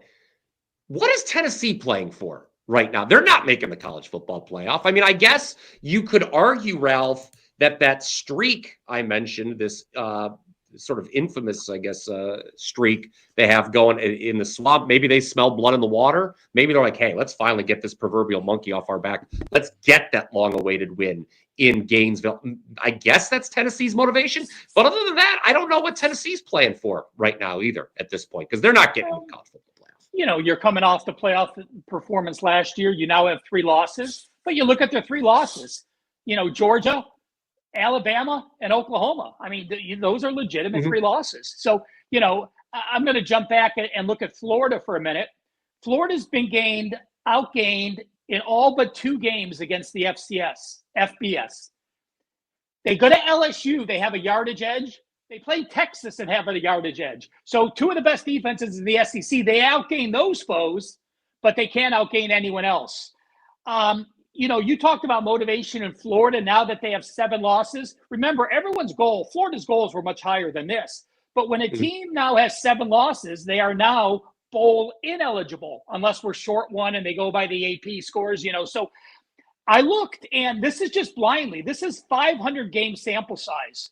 If you're off a loss in the FBS and that's now your 7th loss, you're 205 and 248, 45%. So no, it's not a wow number, but clearly it's a 55% fade situation that your goals are diminished. I look at it and I'm concerned. Steve said he has Tennessee or Florida by half, one of them. I actually have Florida a 1-point favorite in my power ratings. But the reason I can't get to them is the 7th loss. And you look at that Mississippi game. Remember, they played Georgia in Jacksonville. Then they had to go to Kentucky. Then they had to go to Mississippi. And against Mississippi last week, their defense was on the field for 83 plays, and they were on the field for 70 plays the week before. It's tough late in the season with a defense that allowed 538 yards and a defense that was on the field for that many plays to now play another up-tempo team. That kept me off Florida. Not enough to get me onto Tennessee, but off of Florida as I had them as a 1-point favorite. All right. There seems to kind of be a general consensus among us 3 that their value is on the dog here, but situational analysis means we're probably not going to follow the numbers there. By the way, Ralph, we mentioned Ralph's birthday. Ralph just celebrated birthday. Some kind words there from David Talk. David is a regular chat person here on WagerTalk's YouTube channel. Let's stick in the SEC, guys. Missouri and Oklahoma. Of course, at the end of the Blitz every week, we give you guys one free play, one game that we're looking at that we haven't talked about. Sometimes it's a game we have already talked about in the hour. Ralph, just a spoiler alert, Ralph's best bet for the show is going to be on Missouri, Oklahoma. So he's going to hold on to his analysis until the end of the program. Steve, I'm going to come to you. Oklahoma off the massive, massive win last week against Alabama, where they were outgained severely. I think the tendency is to call that a fortunate win. Certainly. I mean, Oklahoma played well, but I mean, you look at the total yardage and you could make an argument that they were lucky to escape Tuscaloosa with a victory. Now they come home. They're laying just over a touchdown against a Missouri team that's going to still be down to its 3rd-string quarterback, guys. I know there was some talk earlier in the week that Bo Prabula, easy for me to say, could return, but he was listed as doubtful on Wednesday's injury report, so I don't think he's going to return Saturday in Norman. Steve, your thoughts here? Normally, I'd want to fade Oklahoma coming off a big win like that, laying this kind of number, but Missouri's quarterback situation gives me a lot of pause. Yeah, and let's talk about the Oklahoma quarterback situation. You know, you talk about your future wagers and how you've cashed a few of them already. Probably the worst bet you can make in all of sports year in and year out is to play the early Heisman favorites at like 2-1, 5-1, whatever it is. And John Mateer is obviously a guy. I don't know if he was the preseason favorite, but I know after a few weeks he was the favorite, and then he had the injury. But even since coming back, boy, has he been mediocre. I mean, on the season, he's averaging just over 7 yards a pass, which is respectable, but nothing crazy. 8 touchdowns, 7 interceptions. He only has 8 touchdown passes and 288 attempts so far this year. So you talk about the Missouri quarterback situation being dicey. This Oklahoma offense in general just hasn't been as good as expected this year, whereas the defense has been solid. It's the reverse of what we saw a few years ago. You know, when Oklahoma was a vastly overrated team 2-3 years ago. Remember when TCU just routed them down there, put up like over 50 that year. TCU was really good 2-3 years ago. It's been the opposite now. Oklahoma's mostly defense, very little offense. In fact, on the season, that 7.1 yards a pass is against teams that allow 7.0. 5.4 yards per play against teams that allow 5.3. Meanwhile, Oklahoma's defense is giving up just 4.3 yards per play against teams that allow average 5.9. They're giving up less than 15 points a game against teams that score almost 30 a game. This is a shutdown defense. So if you're worried about the Missouri situation with the quarterback, it's probably not the best opponent for them to be facing this week here. The question becomes, though, can Oklahoma do something against a pretty good Missouri defense? The Tigers giving up less than 20 points a game and just about 4.5 yards per play. I run 10,000 simulations, and I do plug in a lot of scenarios with the different quarterbacks. And on average, I've got Oklahoma winning this game by just over 12 points. The current line is about 7.5. So I do lean Oklahoma in this one.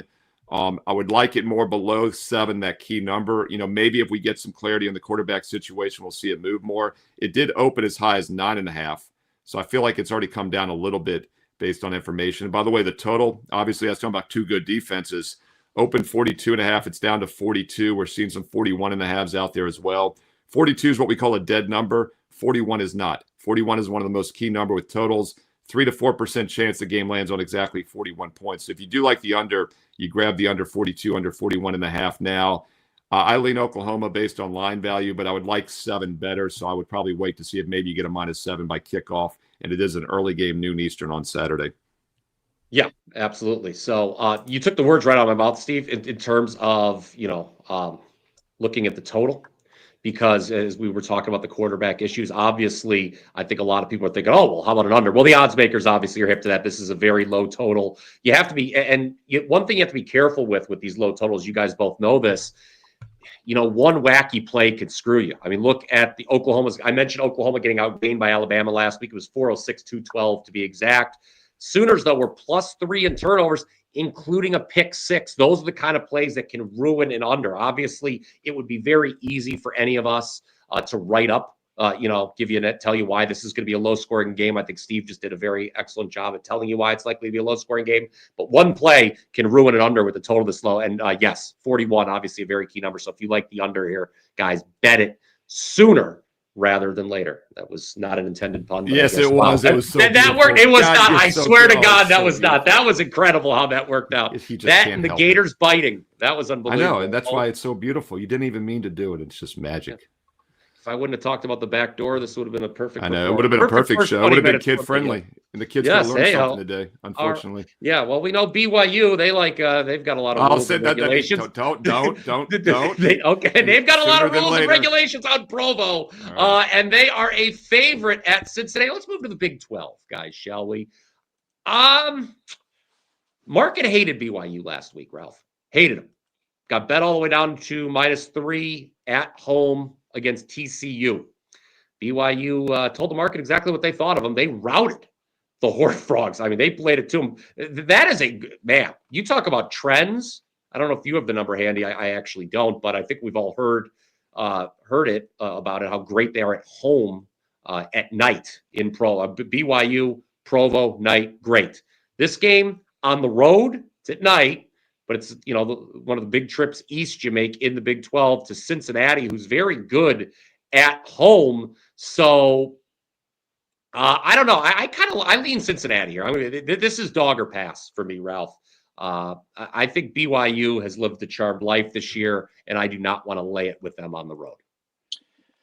Well, I haven't been a BYU believer, so I've been wrong on them a few times this year. So, the one game they go into Texas Tech and lose 29-7, I wasn't on them or against them. So we'll see what happens. But Cincinnati is such an anomaly. I've never seen such a productive offense with such a slow pace. Cincinnati's offense is top 35 in every category. They are number 131 in plays per game. They average under 60 yards per play. So if someone can slow them down, I do look for the unders. And by slow them down, I 100% mean shut down the rush attack. Cincinnati rushing for 6.1 and 196 yards per game. Now, BYU's rush defense is allowing 144 and 3.7. But down the stretch, the last 4 games, they've allowed 169 and 4.6. And so to me, again, later in the year, you have the attrition. You have to put away those first half stats and look at conference only stats, or at least the last 4 weeks, to get a true judgment. Because, they started the season playing Portland State, Stanford, Colorado, West Virginia. Those are all stat patters. I went this route again. I love the GoldSheet's new first quarter, first half logs. It is so helpful to look at the running logs and look how teams performed, to maybe, if you like a team, perhaps you'll find a little better situation. And in this game, BYU first half, they're 3-4 against the spread the last 7. Full game, they're 7-3, almost completely opposite. Cincinnati first half, 8-1 against the spread. Full game, they're 6-4. The Cincinnati Bearcats, with the rush attack, have gotten off to quick starts. BYU, they had a rush attack early. They've passed a lot more the last couple weeks. 36 passes, 28 runs. 38 passes, 27 runs. 33 passes, 39 runs last week, but that was in a blowout that they just handed off the ball in the second half. I actually am going to go Cincinnati first half here. They're excited to be here. They're off the home loss to Arizona. In that game, they were -2 turnovers and they got outgained, but they still kept the game within reason. That showed a lot to me. I like Cincinnati first half here to get out and jump out early. We'll see if BYU can catch them in the second half. All right, Steve, we've gotten some support for the Bearcat side, not just Ralph, but myself here. Clearly, this is a BYU team that the market has not liked, bettors have not liked. We all remember a couple weeks ago, they're undefeated. The line gets steamed up to 13.5 against Texas Tech, and they don't cover that game. Here they are on the road again, not Provo. What do we think about this game? Is this where BYU actually loses a game? Yeah, so I'm actually going to look at the total here. My simulation, first of all, has BYU by 2.5. So it is spot on with the line here. But I do think there's some value with the over in this game. Ralph mentioned looking at conference stats, and I fully agree with him on that. But even when you look at conference only, these are 2 really explosive offenses. They're both averaging over 6 yards per play within the conference. And let's backtrack a little bit. When we think of Big 12 football, it's BYU Cincinnati. I mean, what a matchup here. That's the first thing I think of. But seriously, they have been good in conference play still offensively. And BYU is a decent defensive team. Cincinnati is not. I do not even have Cincinnati in my top 50 in my defensive rankings overall for the season. And that's because the Bearcats in conference play alone are giving up over 6 yards per play as well. They're gaining almost 7, but they're giving up 6. And I think both teams can score in this one. And we've seen some sharp money on the over as well in this game. And I do pay attention a little bit more to the line moves early in the week on the over-unders, because the public plays totals less, especially early in the week. And sharps do have an edge with totals. So whenever I like a total and I see the initial line move line up with it, it kind of gives it a little more reinforcement. And this one has gone up a bit already this week. I believe it opened as low as like 53.5, and now it's up to 55.5. We're even seeing 56 at Bookmaker, one of the sharpest offshores. I think the over is the correct play with the total in this game, over 55.5. Cincinnati, BYU, both offenses hold the edge. Right, there you go. And yeah, the total's been moving. Ralph, you wanted to get add something? You know me. You're my boss. I had to go to the database while you were talking. Just so you know, for next week, BYU at home at night, 9-4 against the spread their last 13 games. Okay, there we go. I will say this: if you like Cincinnati in this game, if you think you want to bet, wait. Oh yeah, definitely. Yeah. Wait, because DraftKings is at 2.5 minus 115. There's a chance that this game moves to 3, I think. So wait, if you like Cincinnati, wait for the 3. It may come. Obviously. Yeah, and Brian, real quick on that too. Even if it was 2.5 flat or even 2.5 a little bit to the dog, the risk reward is worth waiting, because I mean, yes, 2 is becoming a little more key, and Ralph will tell you that, than it was back in the day. But 3 is king. I mean, there's about a 10%, 9 to 10% chance BYU wins by exactly 3 in this game. So the risk reward is always worth waiting to get that +3.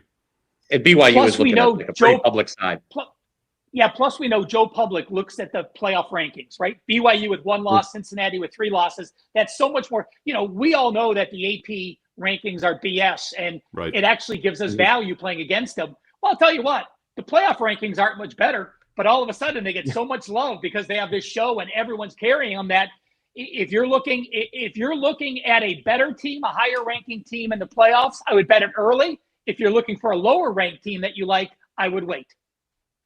Absolutely. All right. So that is our show rundown. We are through. We're going to get to your questions in just a little bit. But first, Steve, Ralph, and I will be telling you about what we've got going on this weekend at WagerTalk.com. Good start to the month. $5 Tuesday was unfortunate. We had a bad interception late from a bad quarterback with Bowling Green. Very upset that we lost that play, but we're still off to a 13-4 start this month in college football.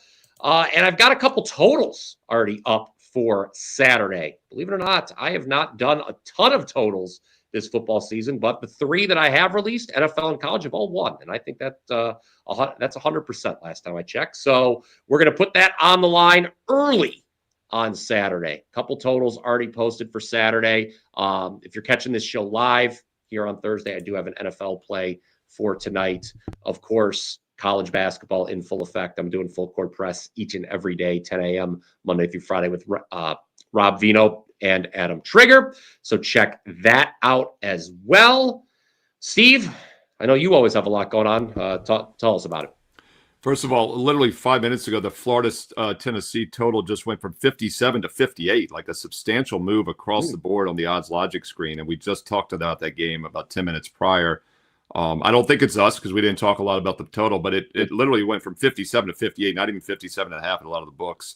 So some sharp money looks like it's coming in on the over in the Florida game. And by the way, I will say if a team quits, like we talked about the concern with Florida, I think that often shows on the defensive side of the ball. So maybe that's part of the thought process there. By the way, if you'd like a free 7-day trial to Odds Logic, I do have a promo code on my page, SteveMerrillWagerTalk.com, along with some other special offers for this weekend. The best one right now is the rest of November free. What? The rest of November free? Well, yes, it's true, but you got to buy December. A little bit of a catch, but what a great catch because you're going to want December. College and pro football, bowls, playoffs, some of the national title game at the end there. You know, the playoffs, there are a ton of bowl games, obviously, but also college and pro basketball on a daily basis. 4 major sports going right now. We're on over a 70% all sports run the past week. It's going to continue through November into December, so why wait? Every day you get on board sooner is the day of November you're getting for free. By December, the rest of November, all sports for free. No promo code needed. Couldn't be easier. It's right above the daily free play. And yes, I post a bonus free play on my page every day, and it is truly the last cut for my best bet card. You know, best bets on over a 70% run. Free plays, my last cut, have hit over 70% over the past month. It kind of irritates me a little bit, but then again, thousands are getting them for free, so it's a good thing. Go get the free play. Check out the special offer. Rest of November free with December. Steve Merrill, WagerTalk.com. Get there quicker, wt.buzz/SM. And also, while you're watching shows here on YouTube, don't forget I've got a ton of standalone videos for this week. I'm doing every weeknight college and pro football game for you, including Thursday night prime, 10-2 this year. We've got Bills and Texans tonight on Thursday. Also, I'll have both Friday college football games. The Thursday night college football game is up now, and then tons of weekend content as well. So click subscribe and click that bell for instant alerts here on Wager Talk TV. Said Steve Merrill. And now we round out the promotional portion of the program with the birthday boy who has a birthday special. He mentioned it a little bit at the top of the show. Ralph, why don't you remind the folks who might have joined us late about the special you've got going on at your page? Last year, if you guys can figure this out, last year I charged $61 for my birthday special. This year I charged $62. Sorry for the increase in price. 7-day all access. I do have a college football best bet for tonight on Thursday. My college football run, 21-8, 72%. And listen to this, going back to last year, 48-23, 68% on every college play since last December. My best bets, like tonight, 10-1, 91%. And oh yeah, by the way, I will have a college football 5%. My college football 5%. 10-1, 91%, and my football 5%, 17-4. 7 days, all sports, including the $35 college football 5%, just $62. Head to my homepage, wt.buzz/RM. Okay, that is what we've got going on this weekend. Now let's talk about what you guys want to know or asking about this weekend. Let's go to the chat. What do you say, Dan Alexander? Hit us with some questions. Sean Burley, he wants to know, is there a path to the college football playoff for Missouri if they dominate Oklahoma? Does the committee give a pass for losing? I know that was spoken about. I think that is a far-fetched scenario. First of all, I think we all agree we'd be shocked if Missouri dominates Oklahoma. I don't see a path. I don't know for Missouri to get into the college football playoff. That's just me. I'll say real quick on this. I know the NCAA basketball committee does consider injuries, but it's a negative. They consider what the team is like now. So unless Missouri is fully healthy and they think it makes a big difference, they're going to actually penalize them for being shorthanded because you're supposed to put in the best possible teams. Hell, Steve, look what Florida State happened 2 years ago. Great point. You're undefeated. Great You're point. undefeated, and your quarterback got injured, and you didn't even make the playoffs. You want to talk Right. about an uproar? Yeah. So, I mean, Yeah, they've already that's made their great. statement that without your starting quarterback, you're not going to be there. Especially when this kid is, 53% with a 6.1 YPA so far, and then against a good Oklahoma team on the road, you're not going to get more. And then they play Arkansas. So we'll see. What else do we have here, Dan, in the chat? Keep in mind, guys, we've got best bets coming up at the end of the show. Oh, a little Maction. Adam wants to know about Mac. This is not of course, there's always one Mac game that they put on an island on Saturday. I don't know why they do that. I don't know why they just don't put all the Mac games on the weekday. Who's watching Toledo Ball State on Saturday? Even I'm not watching that game. Ball State is absolutely atrocious. They are one of the 5 worst teams in the country. We had 6 until Tuesday. We had incredible. Of course, I'm a proud Mid-American Conference graduate. Both of you guys know that. Everyone watching knows that as well. We had great success with the weekday Maction plays the first 2 weeks. I agree. This would be favorite or pass. Toledo, in my opinion, is still the best team in the MAC. I know Jason Candle always has a history, and he's done it twice this year. He has a history of inexplicably dropping games as a double-digit favorite. He's not losing this game. Toledo still has a path to the MAC conference, to the MAC championship game. I think they can name the score against the Ball State team that has absolutely zilch to play for. I don't know if either of you guys had anything there. If not, we can just go to Yeah, I'll say real quick, Brian. And Toledo's my only team in my power ratings that's a top 50 team in the MAC. And I've been doing all these weeknight games, as you know, the single videos. So I've been covering the MAC as well. And something also that's jumped out to me, when the MAC started last week or the week before, I was excited because we had some crummy Conference USA, Sun Belt, American, whatever conference these other teams are in. I was like, oh, we got the MAC, and I started to realize the last couple of weeks how bad the MAC has become. I mean, UMass, the worst offensive and defensive team in the country. I mean, you got to try hard to be the absolute worst 136 team in both categories. And they're going to drop to FCS sooner than later once again. Kent State, the last couple of years, was probably the worst team in the country. So, yeah, the MAC has really fallen. And I don't know if you have any thoughts on why that's happened, but it's not what it used to be. But, yeah, putting them on the weeknights is smart because these games can just disappear on the weekends. But I do think Toledo's the one team. And I'd have Western Michigan maybe in my top 70 as far as other teams in this conference that are competitive. But otherwise, it's a pretty weak conference this year, and Ball State is definitely one of those teams that's pretty ugly.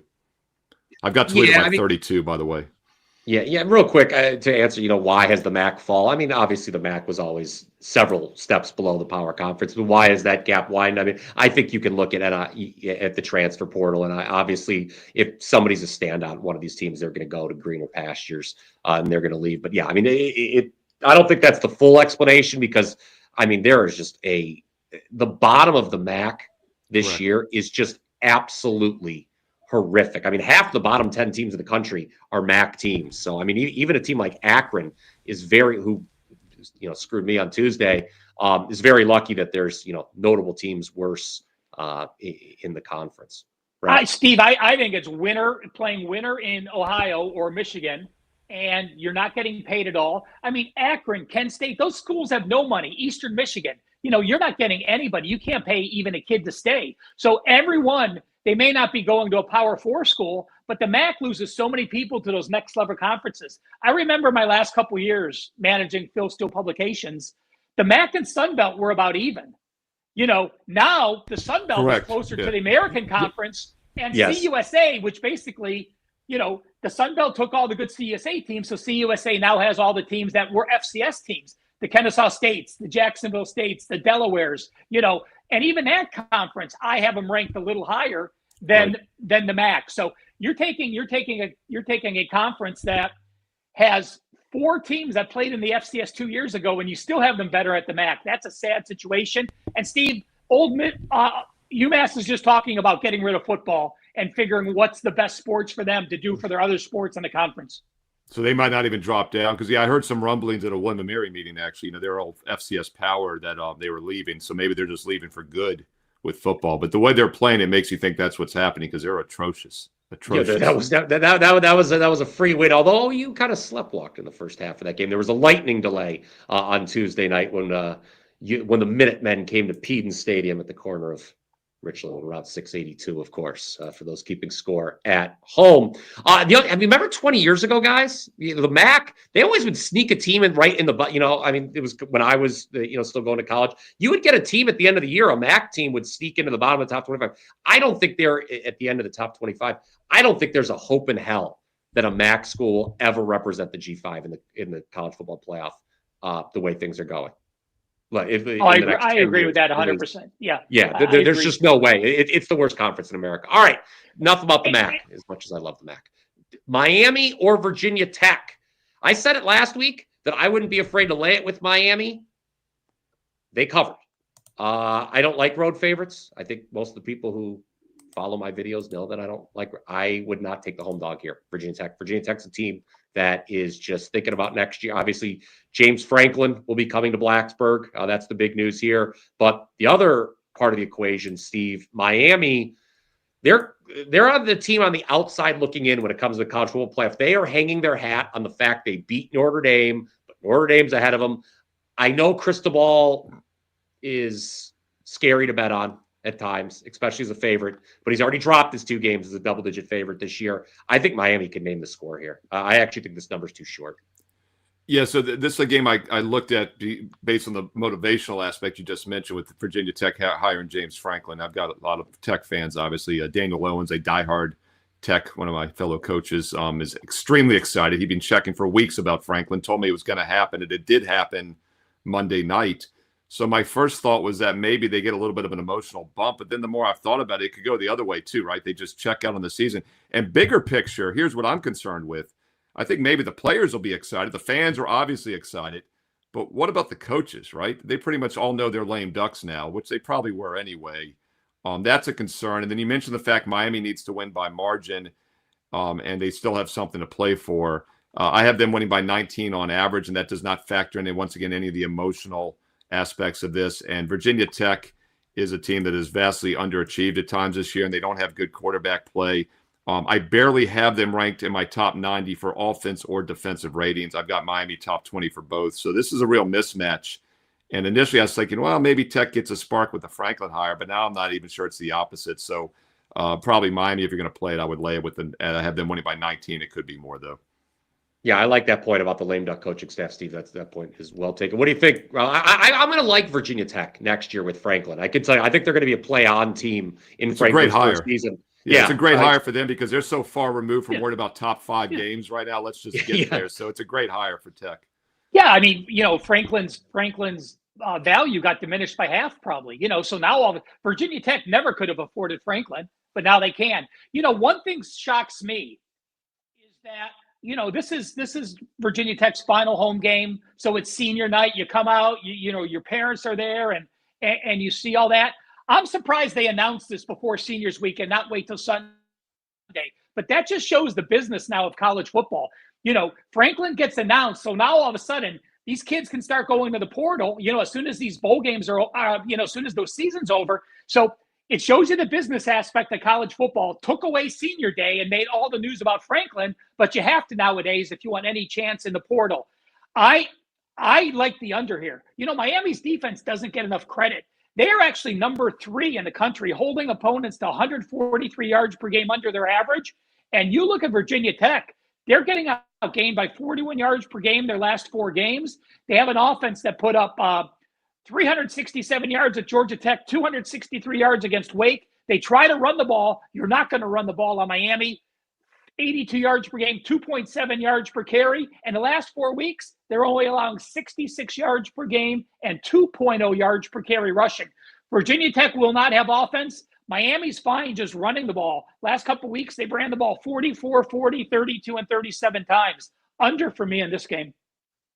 Okay, there we go. Nice little total lean there for you on Miami, Virginia Tech. Once upon a time, that was a big game. Maybe it will be again under Franklin when he takes over Blacksburg. Guys, what do you think about Pittsburgh and Georgia? This is a hard call for me. I actually don't want to bet either of these teams right now. Georgia Tech, every year, guys, there's one, two, three, couple few teams that just have Lady Luck riding on their shoulders, and you have to accept it.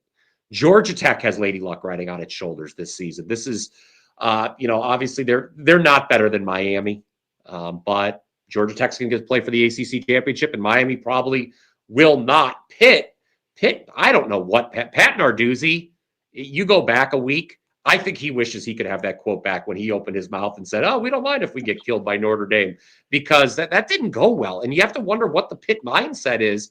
Or maybe it was a case of we have to look at that, and the man was being very honest. He cared more about this Georgia Tech game than he did against the Notre Dame game. What do you think, Steve? I don't have a really strong feel on this game because these are two teams that I would prefer to fade rather than bet on at this particular moment in time.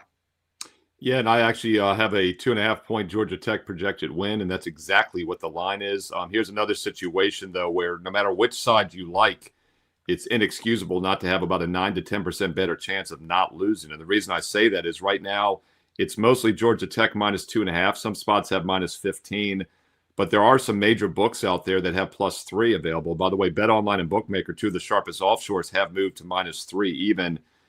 So it looks like a little bit of the sharp lean might be towards Georgia Tech, but regardless of what side you like here, you're getting either Georgia Tech -2.5 or Pittsburgh +3. And there's about an 8 to 9% chance this game lands exactly on that key number, a little bit less than normal because the total is high at 62. So maybe a 7 to 8% chance, regardless that it lands on 3. But you get it for free by just having multiple sportsbook accounts. So betting 101, something that's very important to comprehend if you're a new bettor. Guys, we are now going to go to our best bets. Ralph, actually, right. Ralph has something else. Let me just jump in 1 second there because I was high on Georgia Tech this week, but I'm never going to base a play on a trend, but this trend clearly kept me off the game. So if we look at game 4 and later, and you're a favorite, if you allowed over 6.5 yards per carry in each of your last 2 games, that's it. That's the only situation. You allowed 6.5 yards per carry or more each of the last 2 games, and you're now a favorite. Those teams have gone 18 and 61 since 2006. That is 23% against the spread. They allowed 7.1 yards per carry at NC State, and they allowed 6.7 yards per carry at Boston College. Taking a favorite with that type of defense is a recipe for disaster. Good ad there. And I think now we are going to get to our best bets for the show. Each of us has one. By the way, it hit if you parlayed our 3 best bets last week, Ralph, Ross, and I, you won. That was a monster parlay. All 3 of our best bets won. We swept the best bets on the show last week. We hope to do it again here with Steve joining the program. Steve, thank you again for joining us. We cannot thank you enough. Again, a programming note. Ralph, correct me if I'm wrong here. We're going to do the show live on Wednesday next week because, of course, next Thursday is Thanksgiving. Same time, same place. Yep. Yes, 1 o'clock on Wednesday. We would like to eat with our families, though, on Thursday. Well, it's funny. I remember Thanksgiving growing up. I used to always curse the Detroit Lions at Thanksgiving there. Now it's amazing that they're one of the best teams in the league, and it's so much different. But I'll kick us off with the best bet segment, and we're going to talk in the American East Carolina at UTSA. Guys, this is a game I discussed on that midweek edition of the Power 5. I reposted it live on my Twitter page, on Twitter at X, I believe they're calling it now, at @BrianPower_wins. You can catch the full video there. One of the games I talked about was this one, East Carolina, UTSA. UTSA has moved from a 3-point to a 2.5-point home dog, and I agree with this line move, and I'm going to tell you why. Number one, it is a massive massive letdown spot for the road favorite, East Carolina. I know East Carolina still has a lot to play for. They've got the conference championship, the possibility of being in the conference championship in front of them, but they are coming off a last-minute win at home against Memphis last week. Greenville was rocking after that last-second win. But not only do I think this is a letdown spot for East Carolina coming off that massive home win, UTSA at home under trailer has been fantastic. You're talking about 32-4 straight up overall, and now they're a dog. How has UTSA done as a home dog in recent seasons? Well, the answer is absolutely incredible.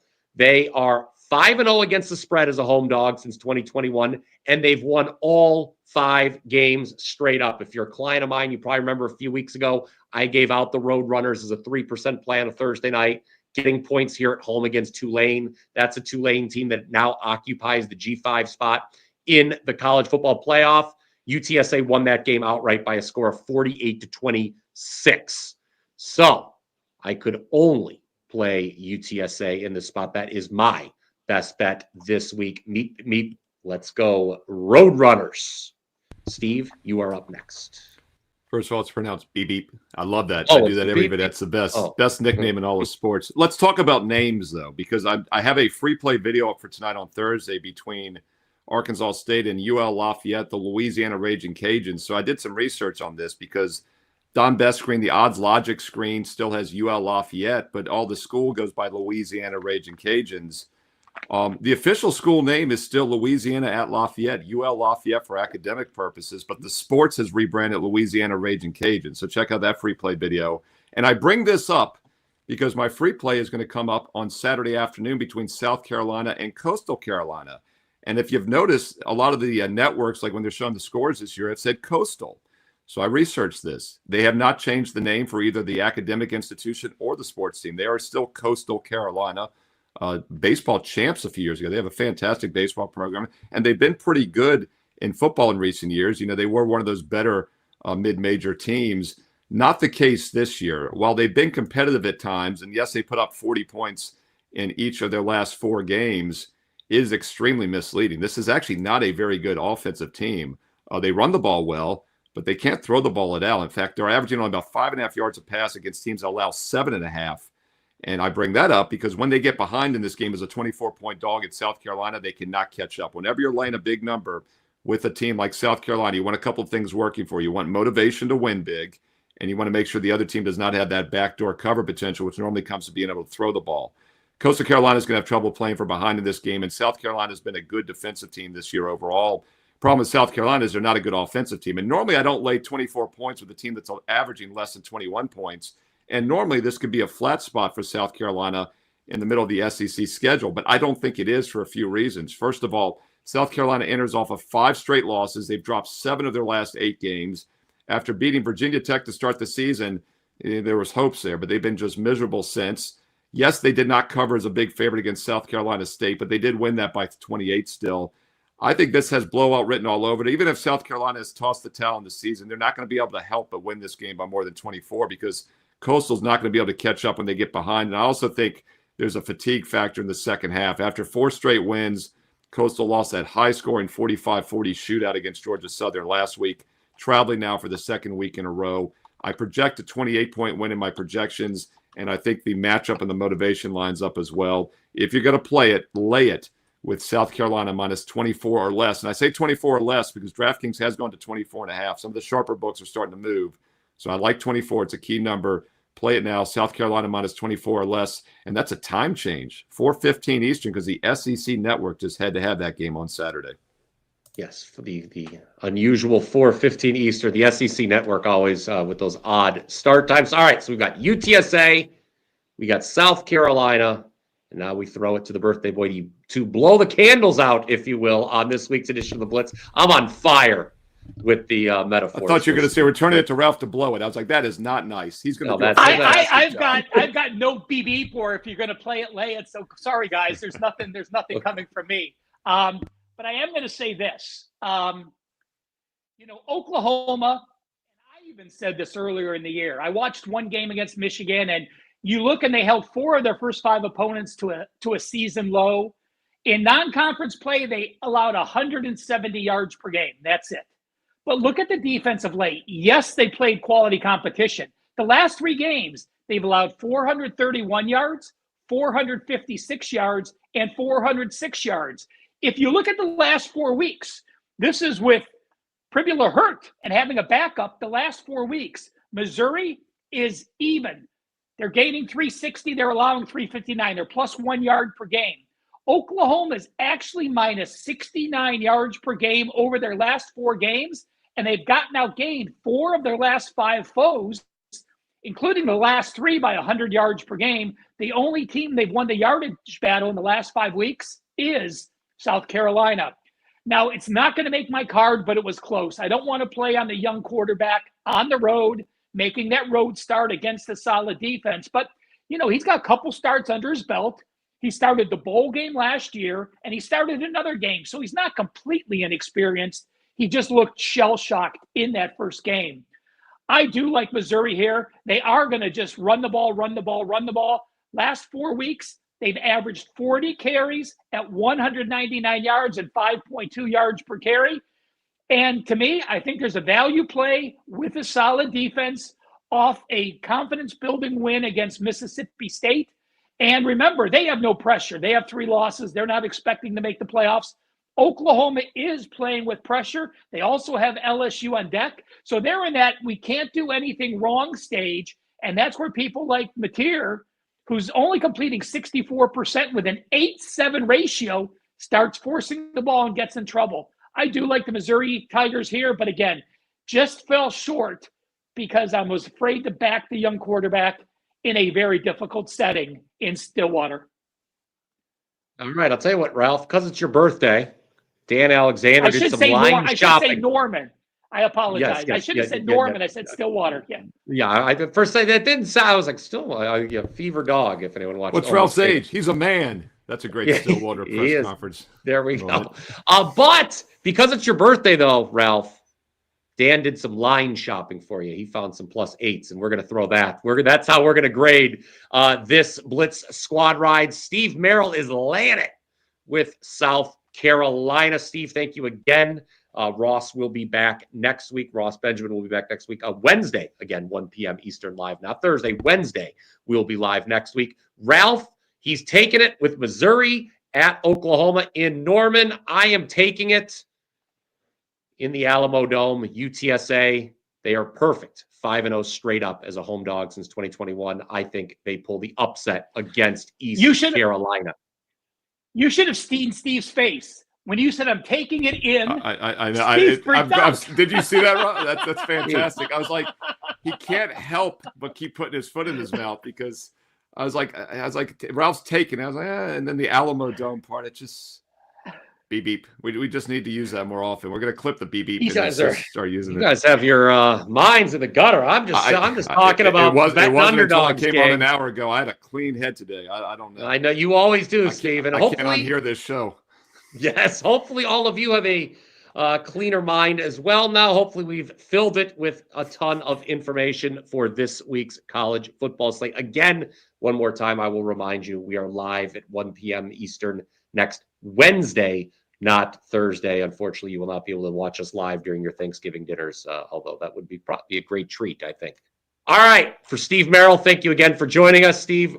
Ralph, as always, I'll see you again next week. Let's see if we can sweep the parlay for a second straight week, guys. I'll see you again soon. Until next time, let's cash some tickets.